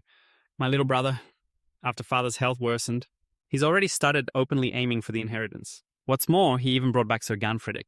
He's definitely planning to clear the dungeon himself this time. If that happens, the people's loyalty will shift to him in an instant. As he was lost in thought, there was a knock on the door. What am I going to do? It's too late to hire some random rabble. There's no one left to help me. What should I do? A voice announced from outside. My lord Sir Egan requests an audience. Chimera thought for a moment, then gave the order. Egan, is that the knight who just brought Felix back? Let him in. The servant receiving the order opened the door for him. Please come in, Sir Egan. He stood up, smiled, and walked towards Egan. Don't worry about Felix. I've taken special measures to ensure his safety. When father awakens, he will reward you for bringing my younger brother back safely. In any case, I was already grateful that you brought the letter to me instead of my little brother. Thanks to that, I could finally breathe a little. Egan suddenly spoke, causing him to tilt his head in confusion. Then that's great. He smiled, his red eyes glowing in the darkness. I only have business with the lord of this domain. But a third party intervened, which I found a bit confusing. Hearing this, Chimera raised an eyebrow slightly. Oh, he sat down opposite him. So what do you want to meet my father directly? Is it to confirm your identity? He immediately replied, that's part of it. But I came here to make you a proposal, Chimera. Let me join the dungeon raid team this time. He raised an eyebrow slightly, then burst out laughing. Chimera's laughter echoed throughout the large room. He rested his chin on his hand and glanced at Egan. You're more interesting than I thought. The title of knight? Chimera looked down at his seemingly old clothes. He sneered and asked, is that something you call yourself? I heard you killed about 5 bandits. Are you now looking to join the raid to enhance your reputation as a knight? Do I have any reason to agree to such a proposal? Egan calmly crossed his legs and replied, for you, Chimera, this isn't a bad proposal right now. Hearing that, he asked back, what do you mean? Instead of answering, he laid out the benefits. By the way, if we successfully clear it, I'll only take 100 silver coins and half of the secondary items, excluding the magic stones, for myself and my mercenaries. Chimera tilted his head, looking at him. The offer is so good, it's actually suspicious. You know, that's much lower than the market rate, don't you? Egan didn't deny it and replied, so is that acceptable to you? Or not? He smirked and raised a hand. After all, you're the one in a hurry, not me. Chimera looked at Egan with a wary gaze. Knights live and die for honor. Looking at his clothes, he seems to be a wandering knight with no family backing him. He's not greedy for money. It seems he puts honor first, doesn't he? What's more, from what I heard earlier, he suddenly cut off his train of thought. But you're the one in a hurry, not me. Hearing that, Chimera's eyes suddenly widened. He immediately thought of Theo and Gunfredic. Chimera smiled sinisterly. This guy knows how to play his cards. He's completely different from those muscle-headed knights. He placed his hands on the chair and stood up. Very well. I have no reason to refuse such a good opportunity. I'll be counting on you, Sir Egan. After speaking, Chimera slowly raised his hand. The hand was extended in front of him. Magic stones are difficult to refine and incur high processing fees, while secondary items can be sold immediately for their actual value. Looking at Chimera reminded Egan of Parutek. I will introduce you to a reputable merchant guild, as long as you... Egan said that if it is just about taking the side loot, Knight Chimera would surely agree immediately. Gunfredic held the knife in his hand. How amusing. Bothio glanced out the window and continued. Is he adding more people to the monster subjugation team again? It's too late to be making a fuss now. He twirled the knife in his hand and said to him, a dungeon is no playground for children. If you're one step too slow, you get left behind. In there, it's kill or be killed. If some weakling gets in the way and slows us down, I'll definitely object. Bothio shrugged and sighed. Is this the knight my brother found? He placed his hand on the back of the chair Gunfredic was sitting in. I'm not expecting much either. My brother isn't close with the neighboring nobles, so his connections are limited. If possible, I'd hope you would tell him that yourself. He turned and asked Bothio, why are you pushing this responsibility onto me? Suddenly a voice spoke up, drawing the attention of both of them. Sorry to keep you all waiting. I was just having a chat with my new knight. Well then, allow me to introduce the newest member of this subjugation team. Egan and the members of his team entered the room. Knight Eugene, Egan and his group of mercenaries. The moment Botheo saw him, he thought to himself, it's that guy from before. And he even brought a whole group of mercenaries with him. He spoke up, brother, this is a bit much. We can't let someone with an unknown background and abilities join us. Camera crossed his arms, his voice a bit slow. His background, perhaps, but as for his skills, I can vouch for them. He smiled brightly and extended a hand toward Egan, introducing him. Actually, I heard a story from our new little brother here. The bandits harassing the borderlands of our territory. They've been a headache for us too, haven't they? I heard that on his way here, Knight Egan single-handedly wiped them out with his sword. The knife in Gunfrederick's hand suddenly glinted. With that level of skill, I think his abilities are more than sufficient, don't you? He threw the knife hard, sending it flying toward Egan. Sensing the danger, his eyes widened. Egan quickly drew the sword hanging at his hip. A flash of sparks flew. The knife was deflected by his blade, flying off in another direction. The wall struck by the knife cracked, leaving a large hole. Smoke was still rising from the knife as if it were on fire. Gunfrederick sat in his chair. He rested his chin on his hand, smiling with great interest. He suddenly slammed his hand down and shot to his feet. Oh, hello there. He slowly approached Egan. My sincerest apologies for being so rude upon our first meeting. Your skin has not one callus, no sign of being out in the sun. Looks like you've been pampered since you were a kid, huh? He radiated killing intent as he stood before him. Little friend, how about you show me a little of your real strength? That evening, everyone went out to the fighting arena. Flickering torchlight illuminated the grounds. The townspeople outside were buzzing with rumors. Knight Gunfrederick wants to have a duel. Right now? Yeah. They surrounded the arena to watch the commotion. I have to see the skills of the knight who ranked third in the grand tournament, the one who tears monsters apart with his bare hands. My god, is he even human? The crowd packed both sides of the entrance. Even though they didn't know who the opponent was, Egan calmly put on his gloves, ignoring their words. Still, I feel a little sorry for that guy. Gunfrederick showed no fear. On the contrary, he was incredibly excited. The tip of his sword struck the ground, sending up small sparks. He raised his sword and began to focus, getting serious. His smiling face suddenly changed. Egan, expressionless, tilted his head slightly to look at him, then turned his face to look down at the ground. He swung his sword forcefully, making the ground spark intensely. The referee in the middle cleared his throat and shouted. The moment he finished speaking, someone above quickly rang the bell. Begin! He stomped his foot hard on the ground, shattering it into many pieces. The sound of metal rang out as the two swords clashed, creating a shower of sparks. They both pushed their blades down close to each other's hilts, then suddenly burst into flames. Gunfrederick and Egan leaped back, leaving brilliant sparks in the middle of the arena. With an excited look on his face, he gestured tauntingly. His eyes widened as he saw Gunfrederick provoking him. Egan charged from a distance. He attacked relentlessly, trying to corner him. Laban shouted excitedly, as expected of Knight Egan. Knight Gunfrederick has been completely overwhelmed. Parut crossed his arms and explained, No, he's just testing the waters. His eyes never left the arena. Knight Gunfrederick is holding back. He parried Egan's attacks without a hint of fatigue, and was even smiling brightly. Gunfrederick observed and thought to himself, his swordsmanship is still quite crude. There's no clear style. I can't tell what kind of sword he's used to. It's not a formally trained technique, but it has a wildness to it, as if he were raised in the wilderness. Egan pulled his sword back and let out a breath which excited him. Just as I thought. Gunfrederick blocked the blow and then spoke up. Hey friend, that knight title of yours is just for show, isn't it? Gunfrederick smiled and pointed out, your swordsmanship has no foundation. Your stance is sloppy. You've never been properly trained. You just rely on your physical strength. He stood silently listening to him speak. Although you can't say swordsmanship is everything for a knight, just a few exchanges are enough to understand your opponent. Then Gunfrederick seized the momentum and leaped up. He launched an attack at him, but Egan managed to block it in time. You've got a sharp tongue. He looked at him and smiled, stating his condition. If you can defeat me, I'll keep quiet about it.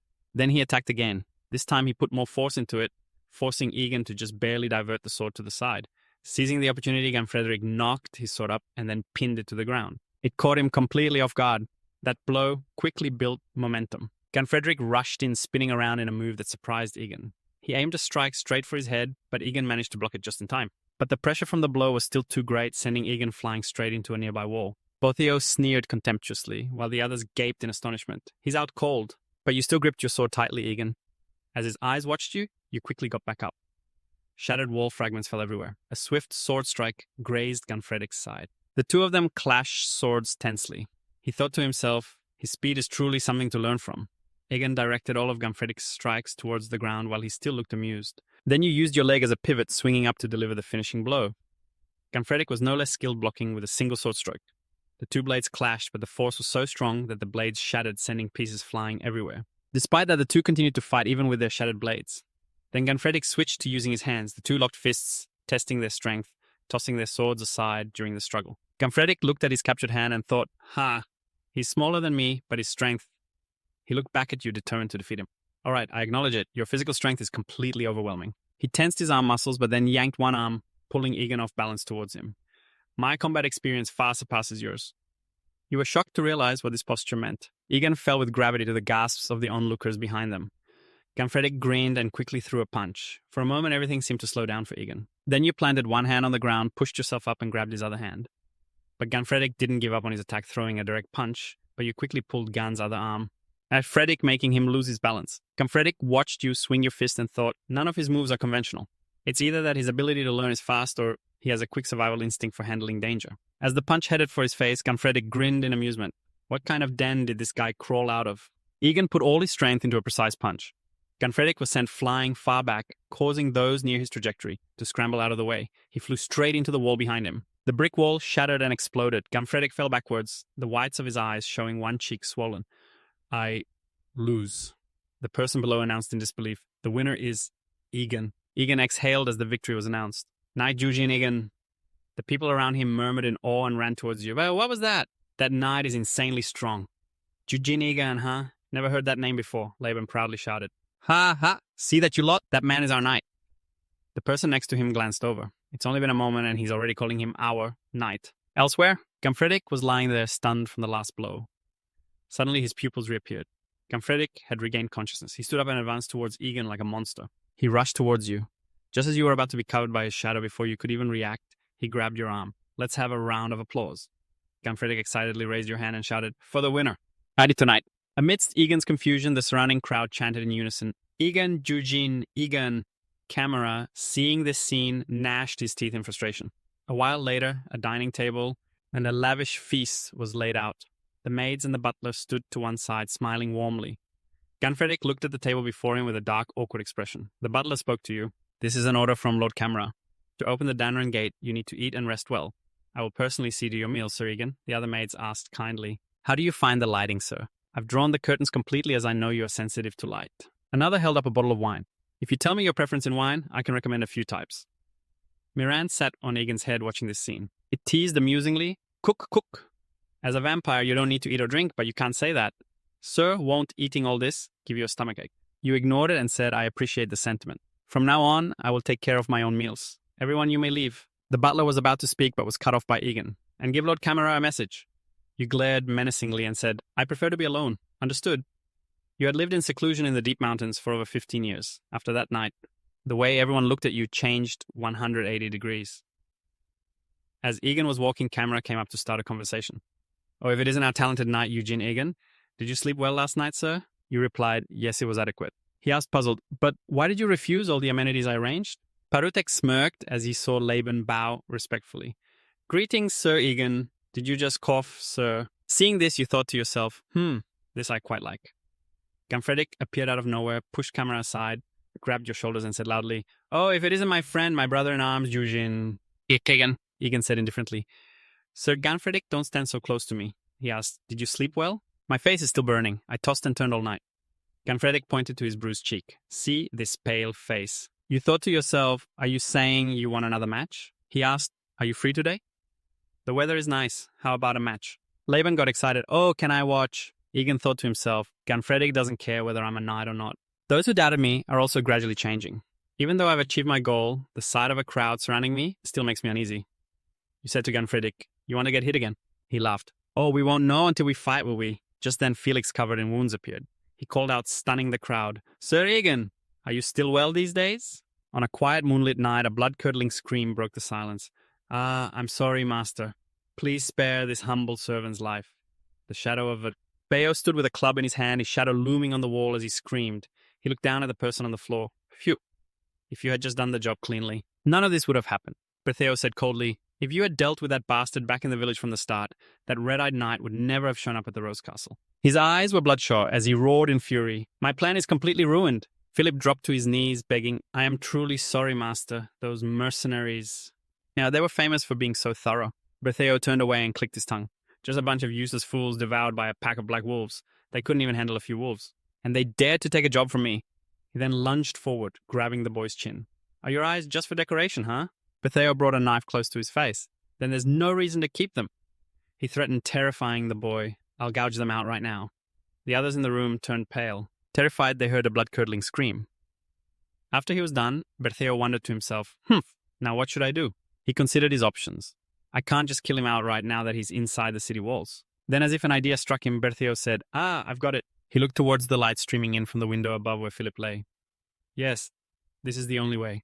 This method is also convenient for taking care of things. He glanced up. Back in the present, a man with his arms crossed asked, I heard Lord Berthetto ordered you to enter the dungeon. The boy leaned against the wall. He continued, I have a bad feeling about this. And you? Philip, sitting on a chair, replied, I came here to die. I suppose I'll die in the dungeon. He fell silent when Egan said, Do you remember those mercenaries who were ambushed by the pack of black wolves on their way to the village? Those useless mercenaries were certainly sent by one of your elder brothers. Egan glanced at Philip. They never expected you to make it to the castle safely. Then he said something that surprised Philip. But you still have a way out. Egan continued, Philip Tian, become my slave. The boy turned his head back in shock. You're 16 years old now. You've already had your coming-of-age ceremony, so you no longer need a guardian's consent. You have the right to choose your own path. He went on, Do you want to just run away and wait for someone else to finish you off? Or do you want to fight until your very last breath? The gate rumbled open. Everyone stood before the massive entrance. Of course, no one knew what kind of monsters would appear. Gunfreddick addressed the group, Preliminary assessment, low-level monsters are goblins, mid-level are giant spiders. High-level monsters are unpredictable. Our objective is to open a path to the mid-level monster zone. If a high-level monster appears, we retreat immediately. Understood. The squad shouted, Yes, sir. He then directed, All right, first let's scout the area for any dungeon entrances. One soldier sighed in relief. Woo! It's just a butcher. Not a blood butcher this time, huh? Another soldier crossed his arms and said, Still, I'm planning to fake an injury and hang back after we're done with the low-level mobs. The other guy was surprised. Huh, you can do that? He continued. Hey, buddy, this is your first time in a dungeon. It's extremely brutal. Nobody pays attention to the rear. Who knows if we'll end up getting killed while trying to pick up a few scraps. As he was talking, he bumped into someone else. If things get dangerous, let's just be the first ones to run. He was about to curse the guy out. Gulp! But before he could get the words out, Bertheo glanced over and asked, Is Philip here? His demeanor instantly changed as he bowed respectfully. Huh. Lord Bertheo, Philip, what do you mean, my lord? He looked around. I'm asking, where's that bastard Philip? I'm sure I assigned him to be here. The other soldier pointed.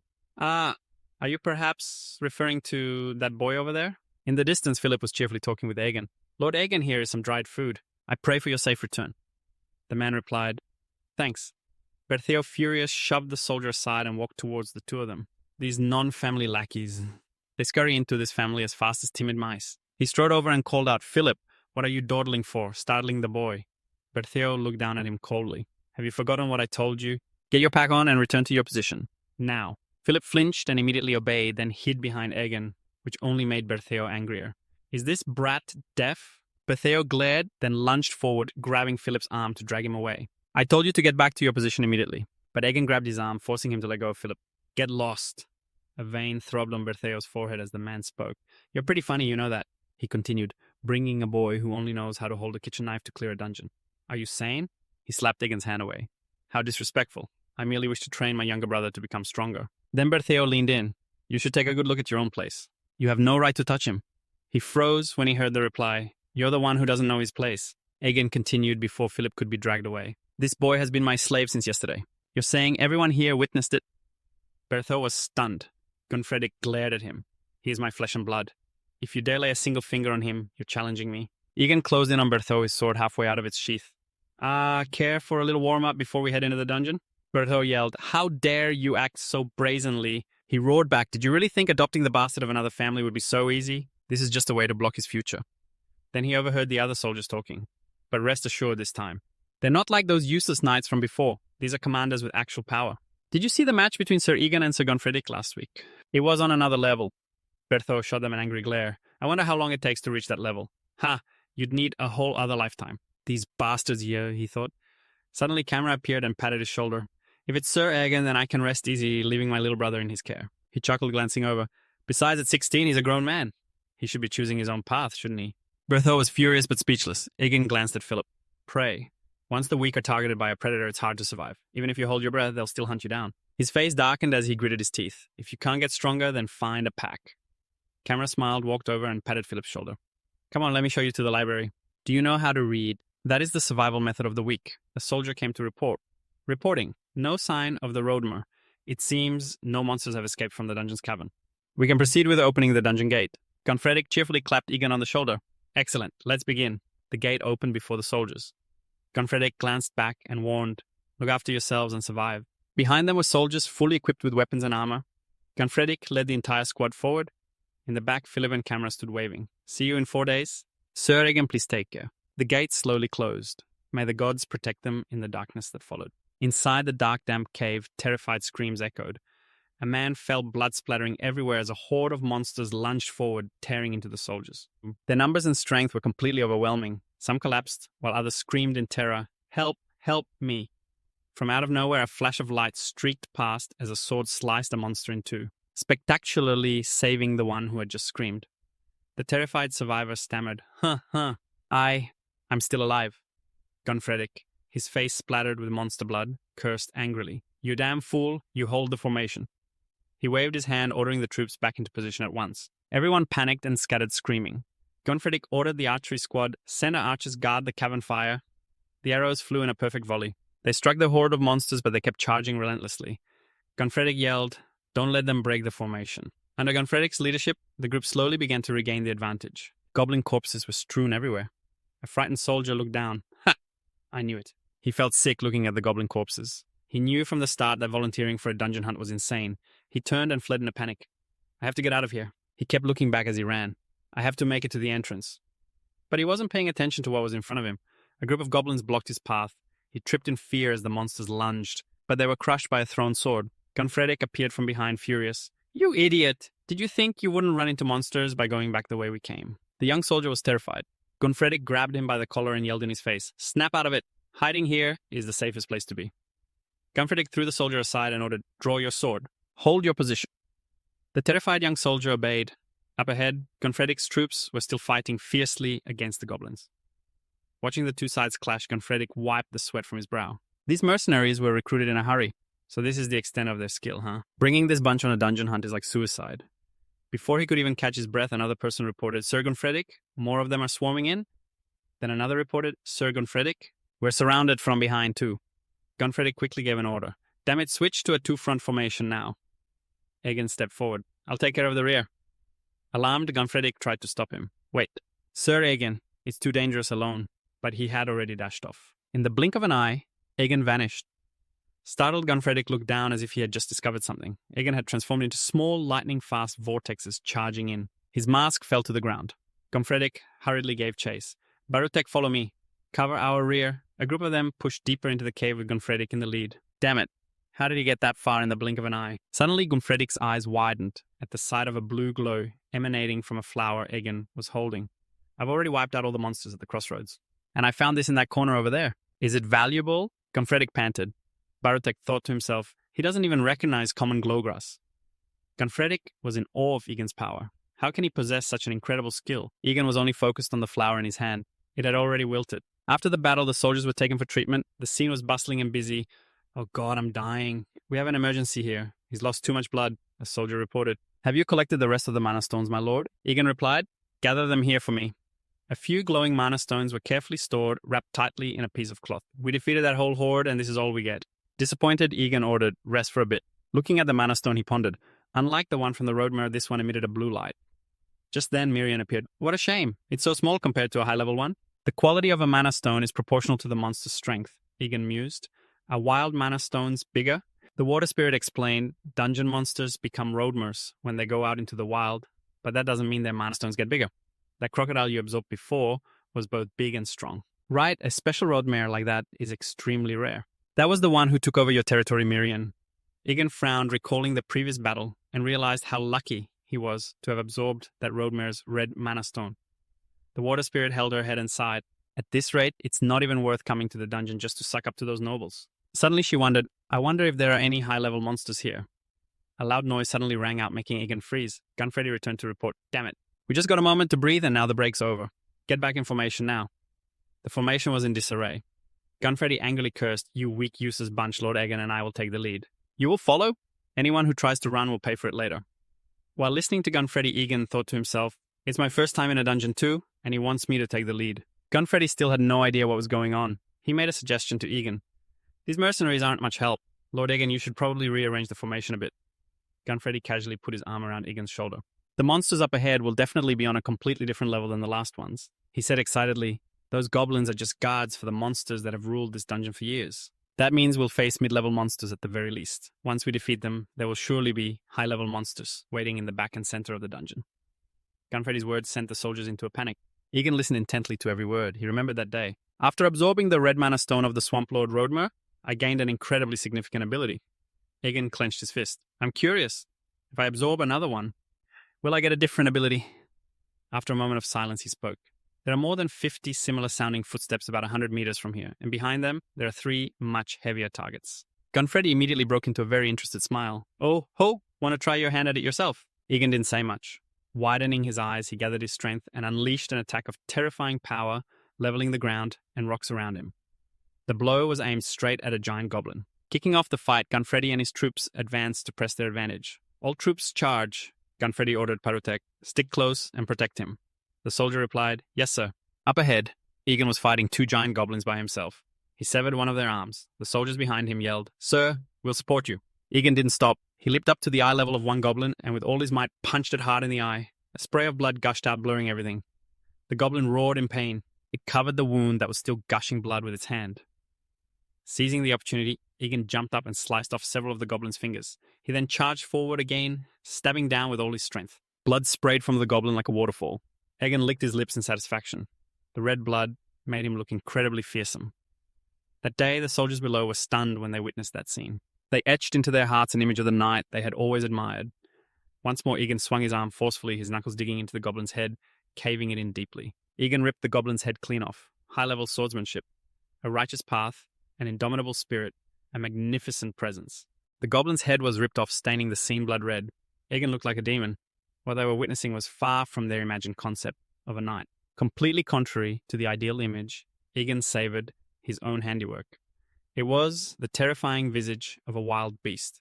The 3 giant goblins had been annihilated. The soldiers rested after a fierce battle. Gunfrederick stood observing his surroundings. An old soldier in pain from his wounds gritted his teeth to endure it. Goblin and human corpses lay scattered everywhere. Gunfrederick mused to himself. Most of everyone's strength had been depleted in this battle. How could my body be this tired already? It must be that the scene we just witnessed has exhausted everyone's spirit. The horrific image of Egan ripping the goblin's head clean off flashed in his mind. It was a terribly bloody sight. Gunfrederick considered giving up. Maybe we should just stop here. He looked up at the resting Egan and asked, sir, we've met our quota. Shouldn't we head back? Egan looked regretful. I'm still full of energy. I don't know when I'll get another chance to come in here. It'd be a shame to miss this opportunity. Anyone who wants to go back can go ahead.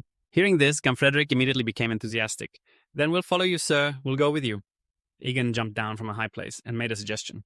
Gunfrederick, you lead the soldiers and leave first. He nodded again, affirming, from here on out, it'll just be me and my mercenaries. A voice rang out as Laban ran up. Please let me go with you, sir. Gunfrederick grimaced. Could it be that he noticed how tired the soldiers were and is showing such kind consideration? Behind him, one of Gunfrederick's mercenaries sighed in relief. Phew, I thought we were going to be forced to go. That's right, Gunfrederick mused. Behind that cold exterior is a warm heart that always thinks of those weaker than him. He admired Egan. This young man really makes me reconsider. What's what a true knight is? Egan, Laban, and Parutek went deeper into the cave. Above cobwebs covered everything. Laban cowered, clutching his torch tightly. Damn it! I didn't want to go, so why did I get dragged into this? I'm scared to death. He tried to calm himself by remembering Egan taking care of the goblins. No. Sir Egan once took down a lord all by himself. If things get dangerous, he'll turn the situation around. Laban's foot suddenly stepped on something. He froze. Egan looked down at his feet. He lifted his foot. Underneath was the crushed corpse of a spider. Green goo stuck to his shoe. Spiders. From the ceiling of the dungeon, countless spiders appeared. They shot out silk and rappelled down. The spiders looked terrifying with giant fangs and huge bloodshot eyes that took up more than half of their heads. Their outer carapaces were rough and disgusting. They were spider-like monsters that lived in colonies in caves, using extremely strong acid to liquefy their prey. Laban panicked, screaming uncontrollably as he saw the spiders crawling closer. Parutek requested, there are too many of them. Please, let's retreat for now. Egan repeated doubtfully, retreat. Without another word, he rushed forward, cutting down a large number of spiders to clear a path. He said arrogantly, this is nothing. Sir Parutek gave an order. Laban, support him. At that moment, Laban was still struggling with a few venomous spiders. He shouted helplessly, he's already charged into the fight. But Parutek also fought without stopping. The 3 of them quickly dealt with the venomous spiders one by one. Laban fell, and countless spiders surrounded him, making it difficult for him to move. One opened its venomous fangs wide. Laban, terrified, backed away, screaming without a sound. It seemed like this was the end. But just then Egan rushed in. Laban, who had squeezed his eyes shut, now dared to peek open. He whispered, save me. Egan continued to charge forward tirelessly. Laban panted, looking around in a daze. Having just escaped the jaws of death, he saw corpses lying scattered everywhere, even piled up into mountains. Egan had just killed another one. Laban scrambled to his feet, trembling. Sir, are you really a monster? He marveled. As expected, you're invincible. You've killed enough of them already. Can we go back now? Laban turned to Parutek, seeking agreement. Captain, you think so too, right? Seeing the captain didn't answer, Laban grew worried. Captain. Laban looked down. Parutek's legs had been trembling uncontrollably for some time now. His face was pale. To think something like this exists in this place. In the end, there are different ranks. Even among the same species, it's rare to encounter high-level monsters, so expedition teams usually don't account for this situation. Spiders, Parutek thought. That absurd size. It's clearly the highest rank of spider. Above them, a giant claw was revealed. The Spider Lord.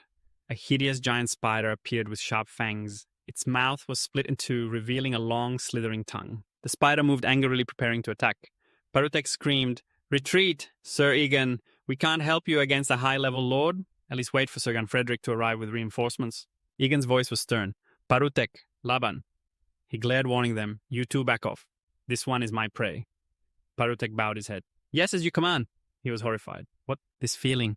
It's like I've completely lost control. Every nerve in his body seemed to be screaming at him to run immediately. He and Laban fled while behind them, Egan fought the monster all by himself. The water spirit appeared, laughing mockingly. "You little brats. Your instincts have already surrendered to the difference in level between you and my master. Isn't that right?" So Egan asked Miriam, "Is that lord as strong as the swamp lord?" Miriam confidently asserted, "No. It's probably even stronger than the swamp lord." Egan said nonchalantly, "Then its magic stone must be bigger, right?" The scene changes. A small spider was letting out silk to climb down when something slashed through, severing several of its legs. The spider was sent flying. With a cold expression, Eden flicked his finger at the dead spider as he recalled the second ability he'd gained. "After swallowing the Lord's Magic Stone, I gained the ability of camouflage, along with enhanced flesh. Its first function is to protect the body. Combined with the camouflage ability to regenerate human skin, I can finally stand under the sun. Thanks to that, I can avoid trouble." Speaking of avoiding the sun, a girl's voice rang out. "Sir, you're not wearing your mask anymore." The girls continuously surrounded him. "So you were wearing a mask all this time? Was it to hide this handsome face? Hiding looks like these is such a crime." They chattered endlessly. "Sir Knight, please tell us about what happened when the quaking gate opened." All the young ladies moved in closer at once. "We heard you took down that giant spider all by yourself. Is that true?" Egan froze, flustered. The water spirit appeared above his head and laughed loudly. "Ha ha ha, my boss is a real tough guy." It teased, "Go on, tell them the story of your heroic deed." A blushing young lady said shyly, "Sir Knight, your appearance is so magnificent. Could it be that you have elven blood?" Egan was annoyed. "An elf. I was hoping to become a noble, but this is just another kind of trouble." Behind him, Ganfredrik, who was joking around with everyone, suddenly stopped. He shouted, "Aha, now it all makes sense." Everyone looked at Ganfredrik, startled. He recounted, "That's right. Ever since we entered the rustling forest, I noticed your eyes were bright as headlights. Your hearing was sharp as a dog's. Your movements were incredibly agile, and your spear-throwing strength was terrifying. I knew you were no ordinary man." Excited, Ganfredrik put Laban in a headlock with one arm and raised a mug of beer with the other, approaching the young ladies. Who would have thought he had elven blood? He stared intently. "But with looks like these, it's hard not to stand out. How could you have hidden it for so long?" Egan was annoyed. He's irritatingly perceptive.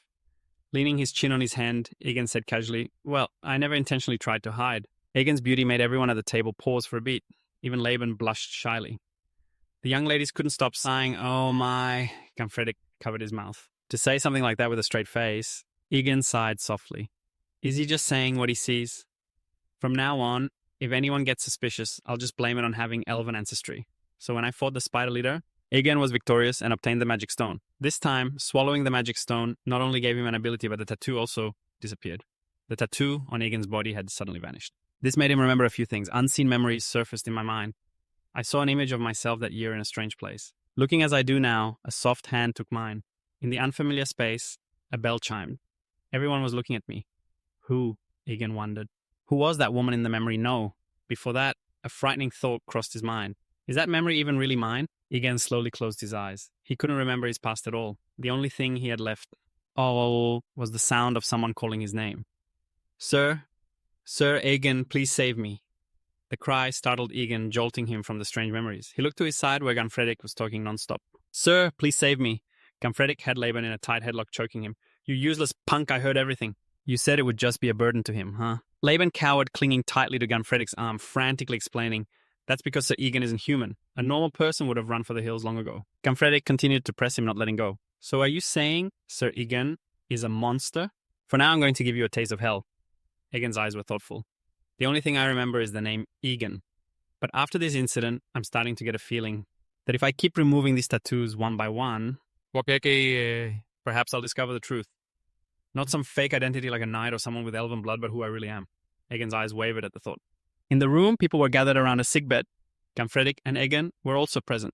Ganfredic bowed respectfully. Yes, it is a great honor to meet you. Lord Tian, I am Crema, the third son of Ganfredic. Egan copied Ganfredic's gesture and bowed. I am Eugen, the eldest son of Egan. The Lord praised them. You must have gone through a lot. He ordered someone to bring out a tray. Give that to him. On the tray was a neatly rolled up piece of paper. I heard that Sir Egan needs documents to prove his identity. I don't know if this will help, but this will serve as perfect proof of identity for Sir Eugen of the Egan family. Egan carefully took the paper. Thank you, my lord. The old man coughed violently. Crema rushed to Tian's side, worried. He opened his eyes wearily and said, Crema, because of the ambition of my second son, I cannot close my eyes in peace. Crema soothed him in a soft voice. Please don't worry, father. I will take over the land you worked so hard to build. He placed his hand on Tian's. The old man looked at him and continued, My beloved son, that land is nothing but black dust. Remember this? A true lord must know how to lead people, not land. Philip and the others were saddened, listening to the lord's final words. As he finished speaking, Tian's hands fell limp. He had passed away. The people mourned the passing of their lord. Egan thought, even though I don't know what kind of lord Tian was, quite a lot of people are grieving his death, but when someone dies, not everyone feels the same way. Berto stood outside biting his lip, his face filled with anger. The sky gradually darkened and a black cloud rolled in as if signaling that something bad was about to happen. Ganfredic prepared to leave. I apologize for leaving in the middle of the Lord's funeral. Crema was understanding. It's all right. I understand you have your own schedule. Ganfredic looked over at Egan and asked, Sir, Egan, are you really going to stay here? Egan had made his decision. Ganfredic scratched his head and smiled faintly. What a shame. If it were Count Evergo, he would surely hold you in high regard. He held his hand out to Egan and declared heartily, It was an honor to duel a knight as strong as you. I hope we aren't enemies the next time we meet. Egan looked at Ganfredic's outstretched hand, then slowly raised his own.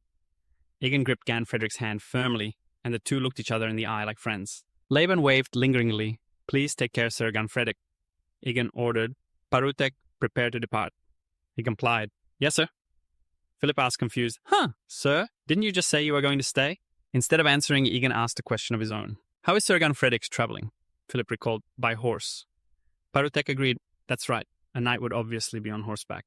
So we were planning to find a horse for Sir Egan and head to the Merchant's Guild to sell the monster parts. Hearing this, Philip said excitedly, In that case, I'll work hard and serve you as your attendant. Egan suddenly asked, Serve? His expression was terrifying. I have no need for your service anytime soon. Philip was stunned. What do you mean, sir? Scene change. Philip is at a construction site, a crate in his hands. A man shouts, Hey, you get to work seriously. In Kaile Marine, the kingdom's largest trade city, a ship has just docked. All eyes are on the mountain of goods being unloaded. The crowd was astonished. All of this was brought by that one knight. He brought all this back from a monster's lair. Laban crossed his arms and laughed heartily. That's right, this is all the loot that Sir Dujin obtained. The crowd's eyes widened. Dujin, isn't he that new knight who became famous for taking down the overlords in the Tuan domain? The young knight who broke an overlord's neck with his bare hands. Laban pointed and shouted, Hey, you merchant over there. Don't touch that. Philip looked up at the sky, his face beaded with sweat, and thought to himself, Sir, Egan, the story seems to be getting a little complicated, huh? Just then a voice came from inside. Please don't worry, Sir Egan. I am Billmore representing the Bew Group, the top merchant guild in Marlin. I will take full responsibility for processing all of these spoils. Egan watched Billmore intently. I was suspicious at first when Parutek recommended these merchant guilds, but I never expected them to be such a large conglomerate. This will be very useful for an outsider like myself. Suddenly the sound of slow footsteps approached. The door burst open and Gray entered. With my experience, I'll drive the price of these raw materials down to rock bottom. If you sign an exclusive contract with me, I guarantee... He then asked in a stern voice, which one of you is Knight Egan? Egan calmly rested his chin on his hand, his eyes fixed on Gray. Parutek leaned in and whispered in his ear, Oh, Sir Egan, things are getting complicated. He tilted his head. How so?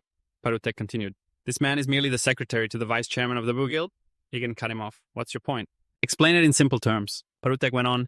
I mean, he has more influence than Billmore, the man we're negotiating with. It looks like he wants to buy your spoils for next to nothing to secure a steady supply line. You should be careful, sir. Egan's gaze sharpened. Cautious Billmore gave an awkward laugh and said, Now, Sir Gray. Sir Egan is negotiating privately with me. Gray cut him off. Don't try to compete with someone you can't beat. Besides, I don't see a signed contract anywhere. He turned to Egan.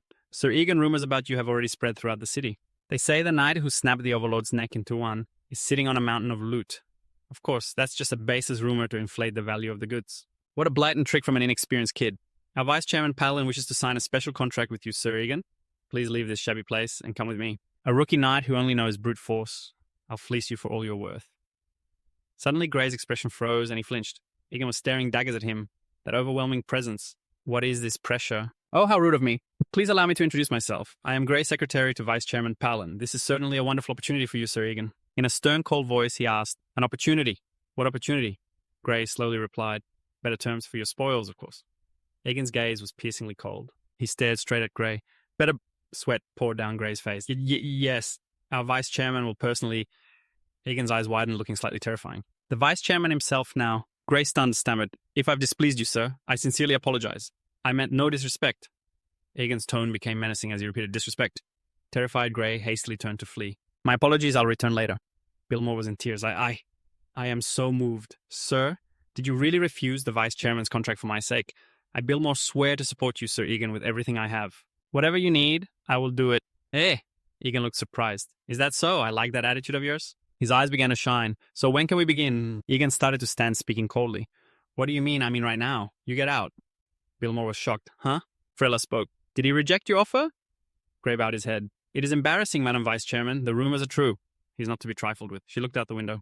It's all right. Lift your head, Grey. Knights often give merchants a hard time for the sake of their honor and pride.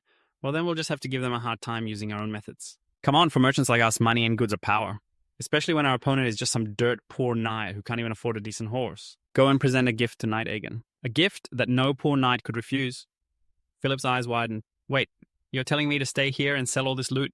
Egan's voice was stern as he replied, You heard me correctly. Continue selling the monster materials I bring back to Isa. He stammered, But why? Why do I have to stay behind again this time? Is it because I'm not strong enough to follow you, Sir Egan? If that's the case, I'll start training with the sword right now. Suddenly he was cut off. Philip, what is the duty of a slave? Philip bowed his head and answered slowly, To provide combat support and assist with the daily life of the knight I serve. Egan replied nonchalantly, You understand well. Your job is to support me as a slave, selling the loot from my battles to earn money, but so that is the task I knight assigned to my slave. Discuss the details with Biltmore. He'll teach you a thing or two about business. Philip sadly lowered his head, thinking to himself, That's right. If it weren't for Sir Egan, I would have been dead long ago. How shameful of me to complain about something so trivial. Egan spoke again. When you've earned enough money, I'll consider teaching you swordsmanship. Sooner or later, you'll have to support me in battle as a slave. Philip's cheeks flushed, moved by Egan's words. He smiled softly, placed a hand on his chest, and said in a gentle voice, I, Philip, will obey Knight Egan's command. Meanwhile, Egan and Parutek were walking through town. See you later, sir. He held up an empty cloth pouch. Does money always disappear this fast? Even though we spent the bare minimum, there's not a single coin left. Miriam wailed, dramatically clutching the pouch. Your wallet is so shriveled up, it's making my heart shrivel too, sir. We'll earn more money soon, right? Suddenly, Sir Egan's gaze froze on something nearby. Before him was a suit of armor made of sturdy material. Parutek exclaimed, Whoa, that's plate armor. It's every knight's dream. Egan asked in surprise. A dream? You mean it's expensive? He continued to explain. It's not just expensive. It's a treasure that even wealthy knights would only dare to use as an heirloom, passing it down from generation to generation rather than ever discarding it. Suddenly, Compass appeared running up to them and shouting frantically, Sir Egan, there's a report. A huge herd of Rothmares is appearing on the outskirts of Marin Rothmares. From the eastern forest are heading towards the city. The people of Marin are trying to stop them. Parutek added, Sir, perhaps we should join the suppression effort this time? Egan was surprised. Why? At that moment, both of them turned their eyes towards Compass. Because unlike raiding a claimed den, there's no fee for exterminating Rothmers. This is Marin, a commercial city overflowing with money, the best place to sell loot and trophies, for a high price and with no transportation costs. In other words, this is a chance to make a fortune. Egan's face darkened. He turned around. Let's go. There's no reason to hesitate. Suddenly, a pair of feet appeared from behind. Wait. Parutek's eyes widened. You are... Grey was bent over, panting heavily. Wait. Please wait. Compass looked surprised. Why is everyone so out of breath? Ray began to speak. I am Ray. I was sent by the Vice Guildmaster to present you with a warhorse, sir. Its coat is as black and smooth as velvet, its muscles rippling as if sculpted by the gods. This is a purebred steed with a pedigree. Egan's eyes grew sharp, filled with disbelief. The Vice Guildmaster sent me a gift. The man stepped back in fear, that look in his eyes again. It's not that we want anything from you, sir. His face grew angry as he glared at Grey, whose face was now streaming with sweat. This is just a small token of our sincerity. He quickly leaped onto the horse's back. Convey my thanks to him. Miriam started flying alongside him. Let's go rake in the cash. Master. Compass pointed, bewildered. He's already gone ahead. What are we supposed to do? The captain is too fast. We can't catch up. Well, Parutek yelled angrily. What are you waiting for? Hurry up and follow him, you idiot. Compass acknowledged the order. Yes, sir. Ray stood still watching them gradually disappear. At that very moment, a threat was brewing in the eastern forest on the outskirts of Marin. A group of goblins suddenly froze, turning to look behind them. The sound of a horse's hooves galloped frantically through the woods. Egan swiftly cut them down one by one with his blade. Miriam laughed excitedly. Master, look at that huge herd of Rothmers. It's definitely a large-scale migration. I wonder if the ones up ahead have been killed off yet. His eyes were filled with confidence. Good. I'm not in the habit of sharing loot deep in the forest. Now there was nothing but a thick cloud of dust. The horses' hooves continued to pound the earth without rest as sunlight began to filter through the leaves in the sky above. At this moment, Egan only showed signs of stopping when he saw the light ahead, where an incredibly chaotic battle was taking place. Madika was surrounded. You monsters, if you can't kill me, then don't even think about taking another step. The giant goblins, their red eyes glowing, charged forward madly. Madika and his horse lost their footing and fell to the ground. The terrified horse ran off, abandoning him. He cried out in pain, I, Madika, knight of justice, swear on the honor of Maran. Suddenly a weapon slammed straight into the ground. Madika trembled with fear and turned his head to see the goblins surrounding him. He wept and cried out at the sight before him, Spare me! Unexpectedly, a weapon attacked from a distance. It came from a figure rushing toward them. Egan's face dark and his eyes sharp, ready for battle. His blade continuously cut down one giant goblin after another. Madika sat frozen on the ground, his eyes wide as he witnessed it all. Egan skillfully rode his horse in a circle around the goblin corpses. Madika laughed. I am truly in your debt, sir. May I ask your name? Egan didn't answer, merely extending his blade with cold precision to cut down a goblin trying to attack Madika from behind. Madika's body trembled as he backed away. My name. Does that even matter right now? If you die here, knowing my name is meaningless. Countless monsters appeared, drawing closer. Madika said, You have a point, sir. If we're lucky enough to survive this hell, I'll ask for your name again then. When we were heading to the great merchant city of Maran, hundreds of goblins swarmed us like ants, but we fought to the very end. In that perilous life or death moment, that knight coldly slaughtered all of those goblins. And of course, I contributed as well. In the end, we were victorious and protected Maran. Suddenly, someone spoke up. Who was that knight in the end? Madika chuckled. Curious, aren't you? His voice turned serious as he pointed. His name is Eugene. The crowd began to murmur. Eugene.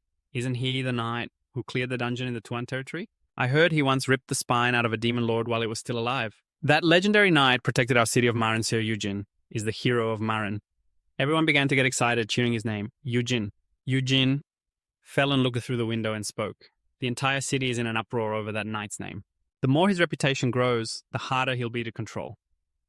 Louis Fan, former representative of the FL Merchant Guild and current mayor of Maran, asked, Is it really all right to let this continue? Frizella, my beautiful granddaughter. She bowed. Of course, everything is under control. In fact, I'm hoping Sir Egan becomes even more famous.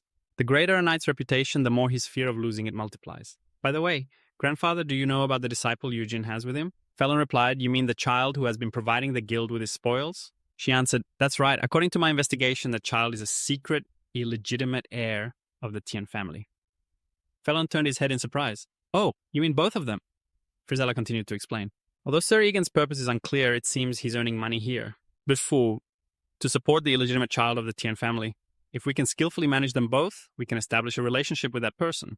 Someone who could become the new head of the Tian family in the future. Fan continued. Truly, my granddaughter, I understand your plan. So, a knight is supporting an illegitimate heir, is he? Then perhaps I should also send a gift to Sir Egan. As the mayor of Maran, I must repay the hero who solved the city's troubles. I will nominate you as the envoy. Make good use of this. Frizella bowed and replied slowly. Yes, thank you, grandfather. Night had fallen, blanketing the magnificent castle. A slender finger gently lifted a teacup. A thirsty person will always find their way to the river. Therefore, a merchant's job is simple. Frizella smirked with a dark scheme in mind. Dig a well and wait. Footsteps slowly approached. Without resistance, without suspicion. Finally, the door showed signs of someone entering. As Egan appeared before Frizella, she thought, I will wait until they drink every last drop of the water I sell. Frizella's face was dark and somewhat sinister as she spoke. Please come in. He wore a suit of sturdy armor. The hero who saved Maran, Sir Eugene. He spoke up. I've come to express my gratitude. You are Frizella, the vice director of Maran's FL Merchant Guild. Correct. She answered, Yes, I am Frizella, the vice director here. Please have a seat, Eugene. To think someone with your appearance is the fearsome knight who once snapped the necks of demon lords. He looked at Frizella with a cold expression. She's completely different from the other knights I've met. The armor gifted by the mayor suits you well. It was custom made at the finest forge in Maran. It's made from a special steel mixed with LC ore and ogre bones. It's so hard that even a dragon's fang would struggle to pierce it. Frizella asked Egan, What do you think of it, sir? He replied slowly, It's adequate. Thanks to this, I'll feel more secure the next time I raid a dungeon. Thank you for the lodging and the fine food as well. Because of it, my mercenaries are in higher spirits. I hope we'll achieve good results in the near future. I wasn't expecting these gifts, but I acknowledge your goodwill, Frizella smiled. In that case, suddenly Egan stood up. Now about my proposal. He cut her off. Enough. I'm busy, so I'll be leaving. Frizella was surprised. Huh? You're leaving already, sir? Egan replied coldly. When I've finished clearing the Tien family's dungeon, I'll stop by again. It's a trivial matter after all. Oh, that's not right. My contract only pertains to the spoils from this particular venture. Perhaps this is our final goodbye. Next time, I'll focus on collecting mana stones. Well then. Wait! Frizella shouted angrily. His sharp gaze stopped him and he turned his head to look at her. Frizella continued. We still have much to discuss. His eyes glared as he growled. What do you mean by that? Frizella continued. There's a limit to how much you can feign ignorance, sir. The most expensive armor in Marin, a prized horse with a pedigree. Luxury hotels and lavish meals for the entire mercenary team. The spoils you sold to the guild wouldn't even cover half of that, Bielmo. And Grey listened intently to their conversation. She continued, Don't tell me you don't know that everything in this world has its price. Or did you fail to learn that back in your school days? If that's not the case, then you're just a shameless knight who knows nothing of honor. Would you like the people of Maran, who are singing your praises, to learn this truth? Egan's eyes looked sharply and coldly at the hero of Marin. Frizella laughed and said, After receiving all those favors, you're planning to just walk away now. So Jujin, please let me hear your reasoning. His lips trembled slightly as if he wanted to say something. Suddenly Egan smirked and replied, How amusing. Trying to give me orders the very first time we meet.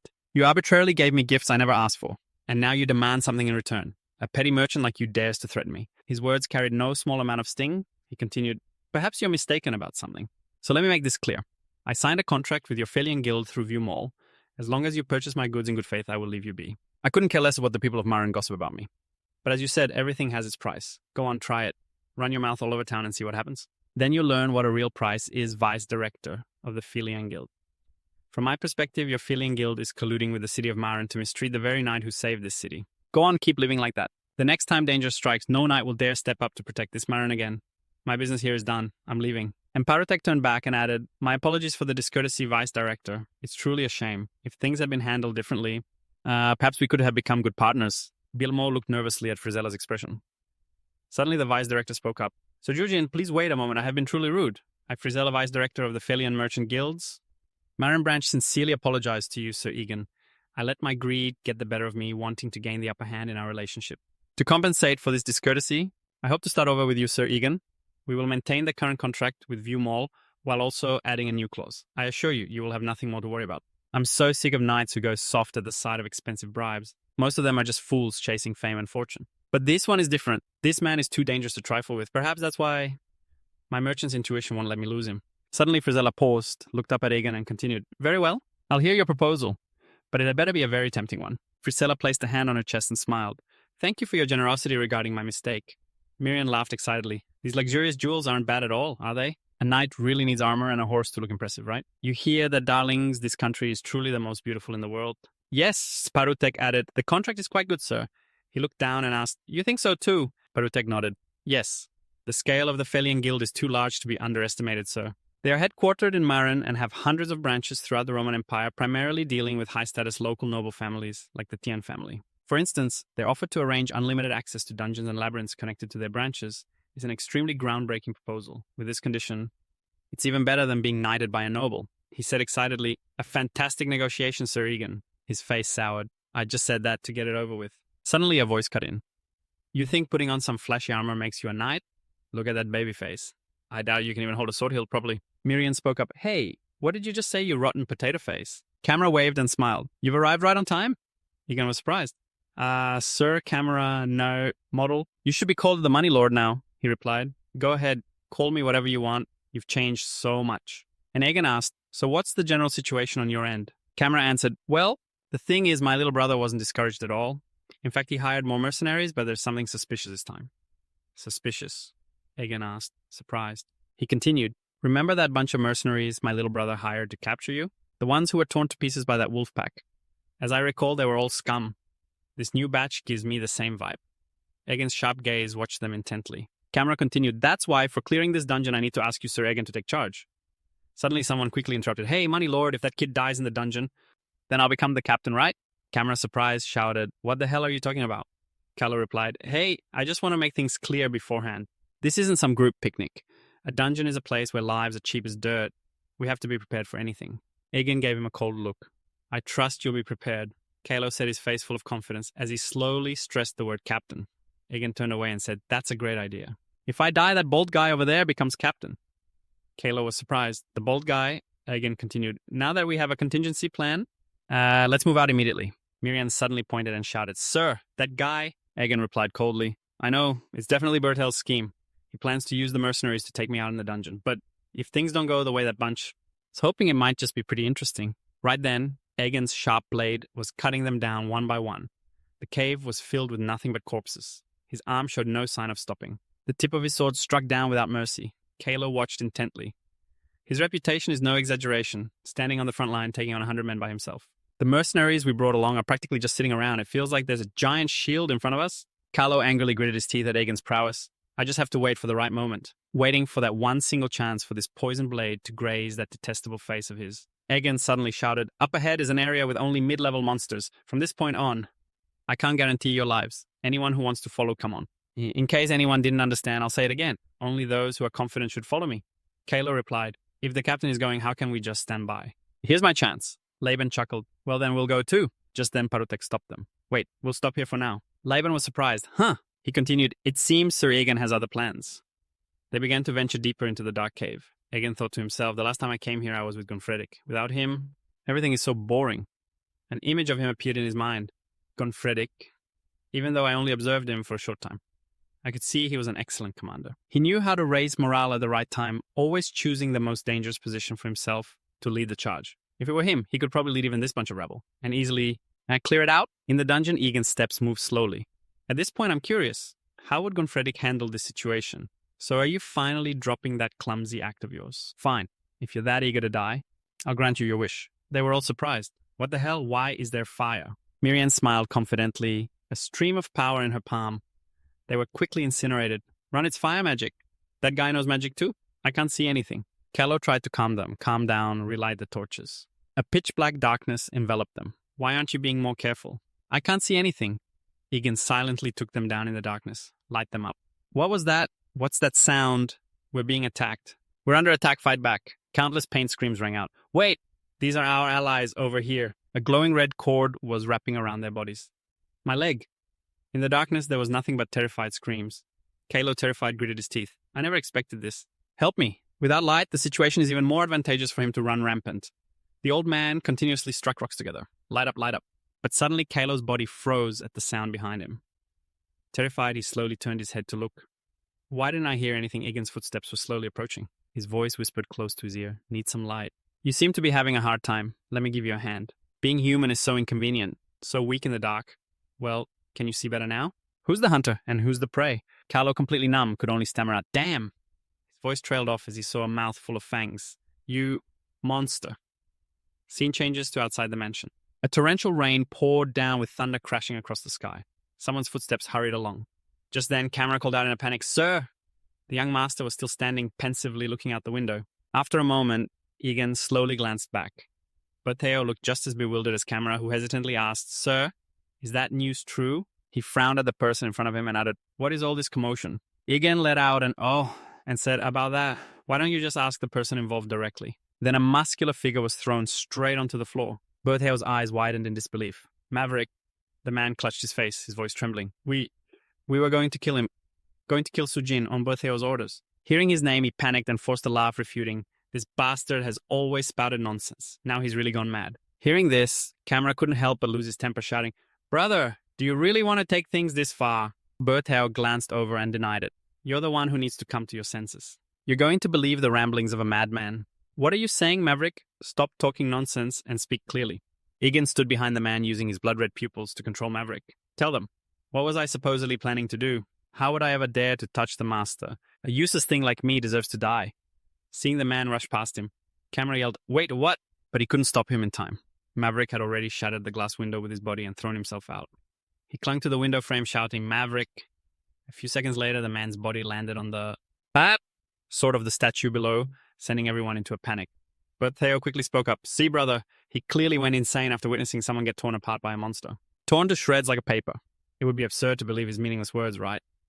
Camera frowned and pointed out, I think you seem rather pleased that he's dead. That's even more suspicious. Hit where it hurt by his brother's words, Theo was speechless. Suddenly he turned and changed the subject. You too, Dujin. Have you no self-respect as a knight? How dare you slander me with such vague and absurd accusations? His face darkened as he questioned Bertheo. Then speak on your honor as a knight. Are you truly innocent? Though terrified, he still managed to force out one word. Of course. Egan suddenly raised his arm and declared, Very well then, Bertheo. I on my honor as a knight and in the name of truth. Challenge you to prove it in a duel. He pointed his blade forward provocatively. Hearing this, the man could only grit his teeth, unsure how to respond. Scene changes to the outdoors. Voices chatter in the twilight. The second young master is holding a duel in the front yard. Good heavens, what kind of trouble has he gotten into this time? I heard it's about hiring an assassin. Hiring an assassinate, he's always causing trouble, but this is too much. Who was he trying to kill? They watched both Theo and Dujin standing opposite each other and gossiped. I heard he wanted to kill that knight the Lord hired Sir Dujin. He seriously raised his sword before him. Camera stood to one side watching with concern. He closed his eyes and thought to himself, the disagreement is so severe that they're resorting to force to determine the truth. The truth will be guided by the true will of the gods. Egan's cold face appeared in his mind and delivered to the victor. Just then, Bertheo swung his sword down with a piercing scream. He gripped the hilt tightly and charged toward him. Egan simply held his sword out in front of him. The two swords clashed with a clang. Bertheo quickly pulled his sword up for a powerful strike. He attacked with all his might, but he was still no match. Suddenly, something caused Egan to lose focus for a moment. He remembered when Bertheo had reported, I've found the vampire. Report to Sir Undirect immediately. Back in the present, he spoke, To think I've been pursued by someone like you for over 10 years. Those words made him freeze, filled with fear and anxiety. Seizing the opportunity, he slashed downwards, pushing Bertheo back. He gritted his teeth and glanced down at his sword after swinging it back. His sword was knocked into the air. It quickly plunged straight into the ground. At the same time, Bertheo fell with a thud. His pupils glowed bright red, his tone filled with killing intent. Now take this. Terrified, he could only blink as he watched what was coming. Meanwhile, Camera was thinking, Bertheo's swordsmanship isn't bad at all. It's just that this time, even an outsider can see it clearly. He stood frozen in place as he saw his younger brother fall. In that very moment, Camera realized that Dujin was stronger than his younger brother. Observing the overwhelming aura coming from Egan confirmed it tenfold. Without any hesitation, one of Bertheo's arms was sent flying. Only then did Camera rush forward shouting, Stop! Egan glanced over and repeated flatly, Stop! Get out of the way. The duel isn't over yet. Sir, Camera held out his arm to block him. I cannot stand by and watch my brother die at your hands, Sir Egan. Bertheo is injured and can no longer fight. I declare that the victory belongs to you, Sir Dujin. Bertheo urgently shouted, No, I can still fight. Let me send him to his grave myself. He roared, his blood boiling. Camera looked down at his younger brother and urged, That's enough. The outcome has been decided. Accept your crime with dignity and repent in prison. He snapped irritably, Shut up. What crime have I committed? Camera pulled him back. Bertheo tightened his grip on his sword and yelled, Dujin, if it weren't for you, if you had never appeared in my life, I wouldn't have had to suffer like this. A moment later, a brilliant flash of a sword swept past his face. Suddenly, a bewildered Egan looked down at Bertheo, wondering, Why isn't my body listening to me? His feet were still planted firmly on the ground. But Bertheo had already collapsed in his armor. His brother's eyes widened as he heard Egan say, You should have taken the last chance that your brother gave you. Egan pulled his sword back, drawing a long line of blood as he called out Bertheo's name. The onlookers could only watch in silence. Afterwards, he turned and walked away, leaving behind an incredibly tense atmosphere. Camera's face darkened, letting Egan and his people leave just like that. He thought to himself, My foolish little brother. Scene changed to a harbor. Seagulls circled high in the sky. As Egan walked down a corridor, a voice echoed in his ear. Do you have no regrets, my lord? He asked flatly. Regret what? Miriam, flying ahead, replied. The first demon you ever created. Was he just meant to take the fall and then be thrown away like that? Egan thought back to that moment and said, It's nothing. A creature so weak it couldn't even handle becoming my demon. Keeping it around would only risk exposing my identity as a vampire. Using him as bait for the duel was the perfect role for him. Did you really think I would spare someone who dared to bare their fangs at me? Hearing this, Miriam exclaimed, Truly a cold and heartless vampire. But hey, vampires are supposed to have hordes of slaves, right? Slaves are a symbol of a vampire's power, after all. He answered bluntly, I don't need them. It let out a sigh. You really don't understand anything about the Blood Clan. Egan reached for the doorknob, thinking to himself, demons created from the weak are just a waste of effort to clean up after. If I had to choose someone suitable. Just as he opened the door, a panicked voice rang out, Lord Gunfredic. He stared blankly as they talked amongst themselves. Yes, I heard it's chaotic over there. When on earth did he go in? It's been 2 weeks. Billmore suddenly turned and called out. Frizella also paused for a few seconds. He quickly ran over to him and greeted, Sir. Hello, sir. I heard you successfully cleared the dungeon this time as well. He nodded. Yes. It's good to see everyone again. So has something happened to Lord Gunfredic? Frizella fell silent for a moment, unsure of how to begin. Then she began to explain. Actually, 2 weeks ago, Lord Gunfredic took part in clearing the labyrinth in Count Evergrow's domain. At that moment, the sound of horse hooves echoed, but then he disappeared inside all alone. We've searched all the way to the mid-level monster zone, but we haven't found any trace of him. He frowned tense as he recalled her words. He's trapped in the high-level monster zone. Just like that, he rode his horse straight ahead through the desolate forest. A door was thrown open from the outside. Stepping in, he saw a figure standing on the floor above greeting him. Hello, Sir Ian. Your reputation precedes you. You're much younger and more handsome than I imagined. Egan bowed respectfully to him. It is a great honor to meet you, young Master Jevon. Such a warm welcome. The man suddenly cut him off. That's right. This requires a more detailed discussion. Sir Evan Evergold, the eldest son of the Evergold family, invited him inside. The two entered a room and sat down. He spoke first. It seems Lord Gunfredic was too ambitious. If this dungeon subjugation had been successful, we were planning to grant him a title, but we never expected him to enter the upper floor on his own. Egan tilted his head in confusion and asked, On his own, you say? The man's expression remained unchanged as he replied, That's right. Unfortunately, that upper floor is a place that our Evergold family has been unable to reach for the past 100 years. That place is known as the Dungeon Lord's domain. He was slightly surprised by what he had just heard. The Dungeon Lord, Luz sitting to one side, spoke up lazily, is a being that not only lives in, but rules the entire dungeon. He rested his chin on his hand and smirked. Lord Gunfredic, in his greed for achievements, acted recklessly and caused trouble for many people. He stood up and walked towards the two of them. Allow me to introduce you. This is the knight who guards our domain, Sir Luigi. At the time, he was commanding the army to subjugate the dungeon alongside Lord Gunfredic. Luz then offered his greeting. A pleasure to meet you.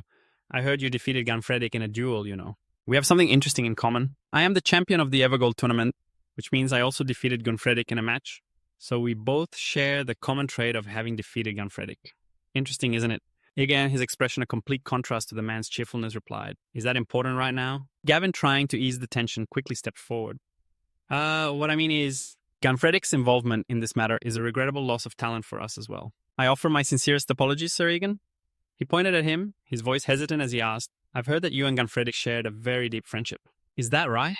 An image of Gunfredic winking and saying, Sir Egan and I are the closest of friends, flashed through his mind. He replied wearily, then thought to himself, I guess you could say that. That damn fiend. Gavin sat in the chair opposite Egan. Since you were such close friends, you must have been eager to help him, right? Now listen carefully. For the past 100 years, our family has tried many times to conquer the upper floors, but the result has always been the same. Everyone vanishes. That's why we have a rule. If someone isn't found after more than a month, we stop the search and declare them deceased. Do you understand? Sir Gunfredic has been missing for 3 weeks. If he isn't found within the next week, hearing his final words, he froze his eyes wide. Then it's considered a lost cause. Egan shot to his feet in a hurry. Then I'll be on my way right now. Seeing this, Javin quickly raised a hand to stop him. Right? Wait, I understand your urgency. Yes, but the dungeon is not a place one can enter and exit at will. He held up 3 fingers as if making an announcement. 3 days. In 3 days, Sir Luke and I will prepare an elite squad. He turned away, listening silently as Yavin spoke. In the meantime, you should rest and regain your strength. Egan, his face dark, said, Thank you. The man continued, There is one more thing. We have just hired a mage. I will send them to assist you. They should prove quite useful. Miriam appeared, rubbing their chin and asking, An outside mage? They immediately started complaining to Egan. Ugh, that pointy-headed guy is completely useless, Miriam shouted in anger, making even him pay attention. He may look like a beanpole, but his skills are nothing to scoff at. Do you believe that I just want to dump a bucket of water up his nose to snap him out of it? Egan didn't answer, instead lowering his head in thought. It's not just 1 or 2 suspicious things. Before I parted ways with Gunfredic, he said, a memory suddenly surfaced. I'm going to be knighted by Count Evergo for my service this time. Why don't you come with me and enjoy those great benefits? Back in the present, he focused his thoughts. He was promised a knighthood, which is why he tried so hard to open the gate and eliminate the monsters in the dungeon. Why would they suddenly change their minds like that? Besides, from what I know of him, he's not the type to act recklessly just for the thrill of fighting monsters. A townsperson suddenly shouted, Hey, over there! Over there! Egan didn't hear, still lost in thought. Even if he was in a hurry, he would have prepared an elite team and advanced safely. The townsperson continued to shout the name that snapped him out of it. The Messiah is coming. Before him was an old man standing on a platform. On the day the red shadow covers the moon, the goddess of victory will descend in fury to destroy this world. The panicked townspeople pushed and shoved each other, bumping into him. The calamity has already begun. The earthquakes near the dungeon have caused mass deaths among the forest animals. And recently a talented knight went missing in the dungeon too. Miriam pointed forward, puzzled. Huh? Aren't they talking about that little pipsqueak? The old man on the platform raised his voice and shouted, Spill the blood of a young bull before your doors and offer the rest of its meat as a sacrifice. Only then will the Messiah descend to save this blood-soaked land. Below, a murmur of discussion rose up. Oh my god, what should we do? What the hell is this? Some kind of heretical cult? They asked Egan, somewhat astonished, what kind of bizarre language is that? His face grim, he said, The atmosphere in this village is not normal at all. A young man walked up, handing Egan a flyer while shouting loudly, "The gods are angry, so place your faith in us now." He took the paper and I read it. The animals dying from the earthquakes near the dungeon. Could it be because a part of the dungeon collapsed, letting the monsters out? If that's the case, then why would Gunfredic... Egan spun around abruptly. "Miriam, we have to get to the dungeon right now." Seeing this, they asked confused, "Huh? Why master?" Someone approached from behind. Overhearing the conversation, they grinned. 3 days is still too long. We'll go find him ourselves first. Oh ho ho, let's wipe them all out. The person walked past, a grin stretching from ear to ear. Oh, I didn't expect to meet a vampire here. As if struck by the comment, Egan whipped his head around to look back. The person, their face half covered by a hood, continued, "I heard that the vampires on this continent were nearly wiped out by the holy knights." Hearing the next sentence, his entire body tensed as if frozen. "And yet, you dare to walk around so openly in broad daylight." Egan quickly grabbed the person by the collar. Then he dragged her into a hidden corner. The townspeople, meanwhile, continued to whisper rumors about the Messiah's arrival. "From now on, put your faith in us." He forcefully shoved the person against the wall, making her grit her teeth in pain. Egan's eyes glowed red in the darkness, his voice sharp. "Spit it out. Who are you? How did you recognize me? If you don't answer quickly, I'll snap your neck." Lifted off her feet, she struggled. "Wait, hold on. Let me go, and I'll talk." Her face was drenched in sweat as she said with difficulty, "I am..." As soon as he heard the answer, the murderous look in his eyes faded. Bim Miriam sat with their arms crossed, tilting their head to one side. "Big Green. That sounds familiar." They suddenly gasped, their mouth wide open, and shouted, "Ah!" Miriam hurriedly flew over, holding out his hand. "Master, stop killing her now. We'll ruin everything." He quickly shouted, making Egan turn his head to look. "She's a mage." Miriam waved his hands around and yelled, "The Pimja sect is a long line of mages who have served vampires for generations." Egan turned his face to ask his grip, unintentionally tightening, "Served who?" After a piercing scream, she fainted. Seeing this, he fell silent for a moment before saying, "She's unconscious." The scene changed. She was sitting inside a room, clutching her throat and coughing violently, shouting, "Why would you attack first and ask questions later? This way, who would dare to answer?" Egan looked away, avoiding her gaze. I'm sorry." Miriam jumped up in anger. "You really are a smooth talker." She covered her mouth, coughing, her voice strained. "Allow me to introduce myself. I am Sireno Aroma, a member of the Pilgrim sect which specializes in serving vampires. Our sect has the ability to identify vampires instantly. It is an honor to meet one of the children of the night like yourself. I was also looking for you, Sir Egan, at the request of young Master Jevin." Hearing this, he thought, "So the mage Jevin mentioned is her?" Aroma stammered as she asked, "According to the young master, you and Sir Gunfredic have a very close friendship, is that correct?" Hearing this, Egan could only remain silent. That guy and his big mouth. "When I find him, I'll shut him up for good." She bowed her head slightly, glancing away.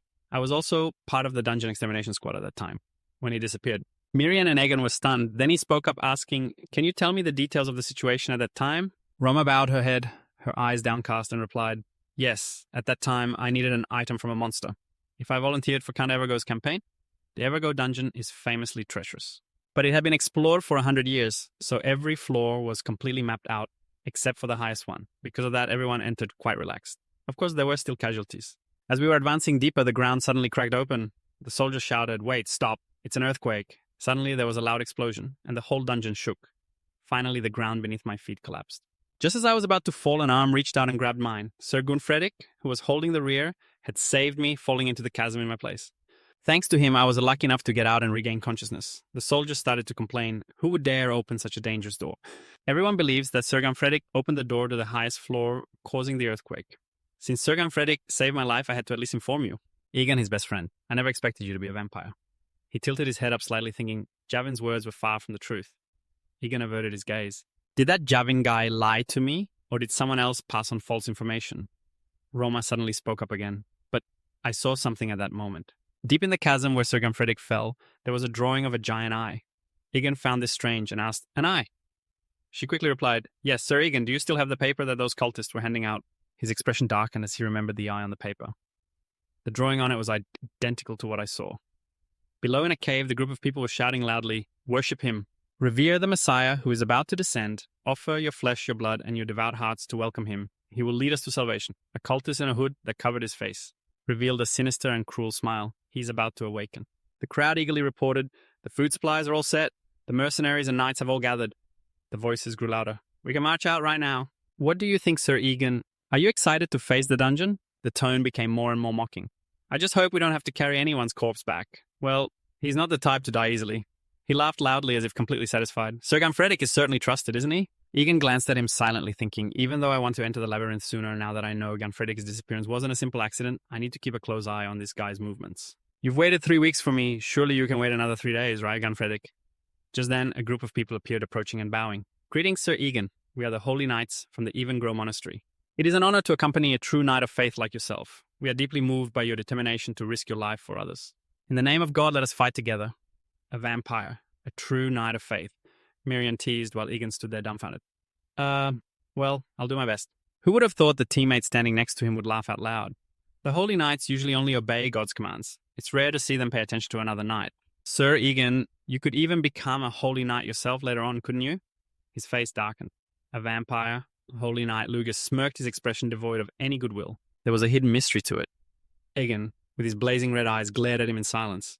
The gate swung open, as if to welcome everyone. Egan's voice cut through. Beck, come here. Let's talk for a moment. He replied, yes, sir. All-around voices reminded everyone, let's take a break here. Don't let your guard down. Just get some water and return to your positions immediately. Miriam was still gazing around with sparkling eyes. Master, this place is magical, Egan observed and thought. It's completely different from any dungeon I've seen. This place was artificially created so it has the minimum conditions for survival. The monster distribution is also moderate. If the worst-case scenario happens, I could probably hide in this labyrinth and survive. At that moment, Lugas said loudly, this is an ideal place for evil to hide, isn't it? Don't you think so? Truly an outstanding talent. No one has died on the entire journey here. Egan asked, how much further to the place where Sir Ganfredic disappeared? He laughed mockingly. Don't be so impatient. Didn't you say you trusted Ganfredic? Egan answered Lugas with a sharp gaze, as if stabbing straight into his throat. Lugas continued arrogantly. But right now, the person you should trust most is me. Didn't I tell you? This labyrinth. We Evergolds know every trap here. You're curious, but why does someone always die on these trips? He chuckled. It's a small price to pay. You can think of it as a sacrifice to ensure a safe return. Eden seemed horrified to hear such shocking news. Upon entering this labyrinth, the groups of holy knights from the monastery were busy observing the surrounding terrain when the ground suddenly began to show strange signs. He shouted, earthquake! Louis shouted, warning everyone to be careful. The labyrinth's structure is changing. Egan shot him a murderous glare. Lugas raised his voice. This is it. Lugas pointed towards the collapsing wall where the area was constantly shifting. He quickly explained the plan, the situation, and a shortcut to the upper floor. Amidst the chaos, someone shouted, Lord Egan, it's an earthquake. Lugas stood in the middle of the shaking cavern, with an arrogant air, as if he feared nothing. Egan looked up at him, stunned and curious. What do you mean, a shortcut? Just then his mouth stretched into a wide grin. And the tremor is about to seal it shut, Lugas announced. Right where you're standing, Lord Egan. And just like that, the rotating mechanism began to emit horrifying sounds. Whirlwinds rushed in around Egan, making the air thick and heavy. Someone wondered aloud, what is this? He frowned, thinking. This isn't a natural earthquake. I've fallen into a trap that guy knew about all along. But what is he after? Roma screamed in terror, My lord, over there! It seemed he saw something that made his eyes widen in shock. Egan stared, stunned, at the blood-soaked body bound to a wooden cross. Ganfredi! Instantly he flew into the air in a rage, rushing towards Ganfredi. Seeing the pale, battered body on the cross, Egan's heart ached. He quickly touched a finger to his nose to check for breath. His red eyes narrowed. Still alive. If I can treat him in time, he'll make it. Miriam whispered, Master, something is very strange here. I've been sensing something unusual deep below for a while now. Suddenly, a strong gust of wind appeared from nowhere, throwing them off balance. Roma looked up in astonishment. Where is this wind coming from? In the middle of the vast space, a murky red orb of energy appeared, illuminating a pair of brightly glowing eyes that stood out amidst the chaos. The dragon spewed a disgusting energy of blood and fire, filling the air with a pungent smell. Its tail thrashed continuously on the ground, making the battlefield tremble as the two of them watched. Witnessing its furious display, she screamed, her face pale. That's a minotaur, Egan reminded Roma. Protect Ganfredi. Its immense power easily sent chunks of earth and rock flying into the sky. He dashed forward at a terrifying speed, creating an ear-splitting sound as he scraped against the ground. He skillfully dodged its brutal attack. Egan's sharp eyes keenly observed the Minotaur's stance. It roared in fury, spewing a horrifying stream of fire energy that sent him sliding backward. Egan's whole body was thrown into the air. He let out a soft groan of pain. Even Roma was flung into the air by the chaotic force of its speed. Minotaur, it drew its sword, which was filled with a bright fuel. Its massive body wielding the sword radiated brutal aggression. Egan was now clinging hastily to the wall. She screamed, Wait! What are you planning to do? Its glowing murky red eyes seemed to be aimed straight at him. With a single strike, the Minotaur's sword slammed into the ground. The earth and rock trembled. Shockingly, Ganfredi's body, still bound to the wooden cross, was also shattered. Witnessing this, Egan narrowed his eyes and bit his lip in fury. Egan gathered all his strength and pushed off the wall, launching himself forward. He desperately reached his hand out for Ganfredi as if to grasp him. His eyes now showed a terrifying determination, and he wanted to end this quickly. But just then an energy barrier appeared, stopping him cold. His face contorted as he screamed, "What the hell are you doing?" Roma explained gently, "Lord Egan, that's a minotaur. It's one of the highest level elite monsters." She stated the plain truth. Even a vampire would be killed instantly. Egan bared his fangs, his eyes filled with murderous intent. He aimed his sword straight at her face, then withdrew it. "You are insolent, Roma." She replied bravely, "My apologies, Lord Egan, but I cannot stand by and watch a vampire rush to his death.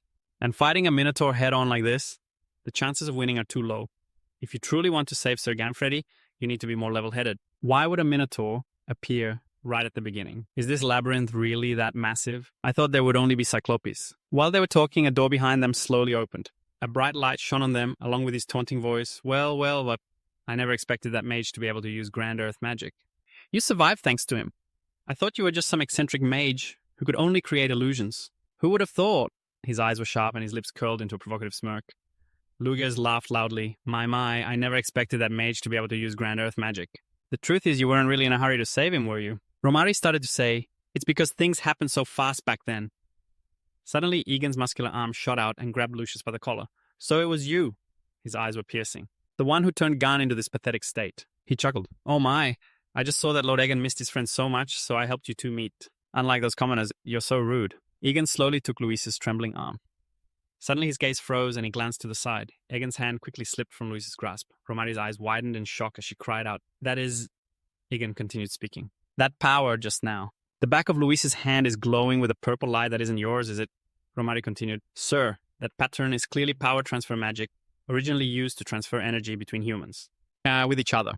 But when it started being used to transfer the power of non-human creatures, it was completely forbidden." Luz interrupted. "Forbidden magic. That's just a cowardly word game played by those who want to monopolize power. Still don't get it. We are the chosen ones. When despair floods the world, we will survive by the will of the gods." Egan's face froze as he cut him off. "So that's it. You borrow someone else's power to defeat Ganfredic, and then you act like it's your own true ability in front of me. Fine, let me teach you your place first." Suddenly a blazing red power erupted from his body. The two powerful energies then collided. Romari thought to herself, this energy is terrifying. How can an ordinary vampire emit something like this? Luis's attitude was now incredibly confident. "Well, hiding my power isn't necessarily a bad thing." His elbow quickly struck Egan. Luis's palm pressed directly against his chest. The symbol on the back of Luis's hand glowed. "But unlucky for you, I have no intention of retreating." Both Egan and Romari were floating in midair. He continued to speak loudly. "I told you, I've already figured out every trap in this labyrinth." Luis's eyes glowed as he chuckled, "Now sink into the darkness." Egan suddenly grimaced and shouted at the danger ahead. A powerful magic circle appeared beneath Romari's feet. Egan's body quickly changed direction, flying up towards Luz. His eyes were sharp, his hand gripping the hilt of his sword tightly. His expression showed not a trace of fear. The sharp blade quickly grazed across Lucius's cheek. His eyes slowly moved down to the streak of blood on his own cheek. But in the blink of an eye, the sword blade shattered in two. He thought to himself, "I've heard you were strong, but that just now far exceeded my expectations. In a direct confrontation, I'm not sure I could win." Indeed, using Gaff as bait without killing him was the right decision. At last, the final sacrifice is about to be offered. The magic circles were starting to break apart. "I'm sorry, Sir Egan. I can't draw any more circles," Romari said hastily. "Wait, sir, where are you going?" Her face was now extremely panicked by the situation. Romari quickly fled. "What is this mess? I should have just pretended I didn't know anything. Why did I have to get involved and end up in this situation?" Suddenly she stopped and looked ahead. A dark-faced figure holding Gaff in his arms spoke up. "Can you save him?" Romari stammered, My specialty isn't healing magic." Egan's voice was cold. "That's not the answer I want to hear." She was too scared to reply. Suddenly a blazing red vortex appeared below Egan. "I'll do my best." Miriam hurriedly called out, Master, I've checked. "There's absolutely no way out." Egan's voice was stern. "No wall can be broken." He continued, "Yeah, this place is like an isolated boss room at the very end of the labyrinth." Miriam looked solemn. "Master, there's something I wish to report. Even though this place is filled with water energy, a water spirit, can't control anything here at all." Its gaze shifted forward, especially that pool of water. Egan's face froze as he carefully observed his surroundings. The glowing eyes on the walls. "Are these the eyes Romari saw underground?" He asked Miriam, "Why can't you control this?" It replied, "In principle, I can only control the blood of the dead. This means the owner of this blood is still alive." Suddenly, a dangerous presence emerged from beneath the water's surface. A pitch-black monster was trying to rise from below. Egan stood firm, without a trace of fear, watching the monster emerge. Romari was transferring energy to Gan. Avredic, also completely astonished. Egan shouted, Miriam, find any way to create an opening for us to escape. It acknowledged the order. Yes, master. Before him was an enormous demon lord. His eyes darkened. He turned his head to look at Gav, who still couldn't move. Egan's gaze suddenly shifted. I have to neutralize that guy first. As the thought crossed his mind, he quickly charged forward. The demon lord's massive hand also began to rise. The situation was now utterly chaotic. His attitude showed no mercy. Gritting his teeth, he leapt high, his body moving across the surface of the blazing red water. Right now, his blade quickly struck the body of the demon lord. Suddenly, Egan froze, looking at his shattered sword. The demon lord then began to open its massive mouth, a bright light glowing within. Its arm directly swatted him far away. Streaks of blood mixed with the blazing red water. Egan suddenly stopped turning to look behind him. His eyes sharpened. Gritting his teeth, he gathered his strength and leaped high into the air. Egan's body now moved as one, with the water skillfully changing direction again and again. The giant demon lord remained frenzied and merciless. Egan's gaze fell to his sword. A normal blade can't even leave a scratch. A stream of power suddenly appeared, slowly emerging from his armor. Red streaks gradually enveloped the blade. Egan's face darkened as he readied his stance. I'll have to make do with this for now. His expression was stern as he stared intently at the demon lord. His feet quickly launched him from his position. His face was grim, his sharp eyes scanning his surroundings. His body moved skillfully, changing the direction of his attack. Suddenly, his body froze from a sharp pain. The demon lord before him was still a difficult threat to defeat. It continued to attack Egan relentlessly. His body was sent flying into the stone wall. A purple power was enveloping the demon lord's entire body. Romari was still focused on transferring energy to Gan Fredrik. She looked up, her face filled with fear, and stammered loudly, Hey, sir, Gan Fredrik, snap out of it. Your friend is in danger. Egan was trying to get back up. What Romari said was right. A streak of blood appeared on his face. This high-level monster is unusually strong. Its eyes glowed with anger as it stared intently. Suddenly, the demon lord's giant arm... I'm bringing this out for a reason. His gaze froze at the demon king's action. Its eyes were still glowing, its next move impossible to predict. A fiery arrow blazing red shot towards him at incredible speed. Egan threw his entire body in front of Romari to take the hit. Her eyes widened in horror. Lord Egan... His face darkened as he struggled to look up, gasping for breath. Egan's body trembled, completely helpless. This familiar feeling, it's haunted me for 15 years, and just as I expected, the massive hand attacks again. Egan looked up, his eyes still showing no trace of fear. But why? Why does it hurt so much more this time than it did back then? His whole body felt like it was sinking into the water. Streaks of blood ran down his face, never stopping. Before his eyes, he saw the terrified faces of Romari and Gan. Freddy is unconscious. Why isn't Gan Freddy waking up? Suddenly, his eyes slowly, gradually opened. Gan Freddy's eyes widened in surprise as he looked towards Egan.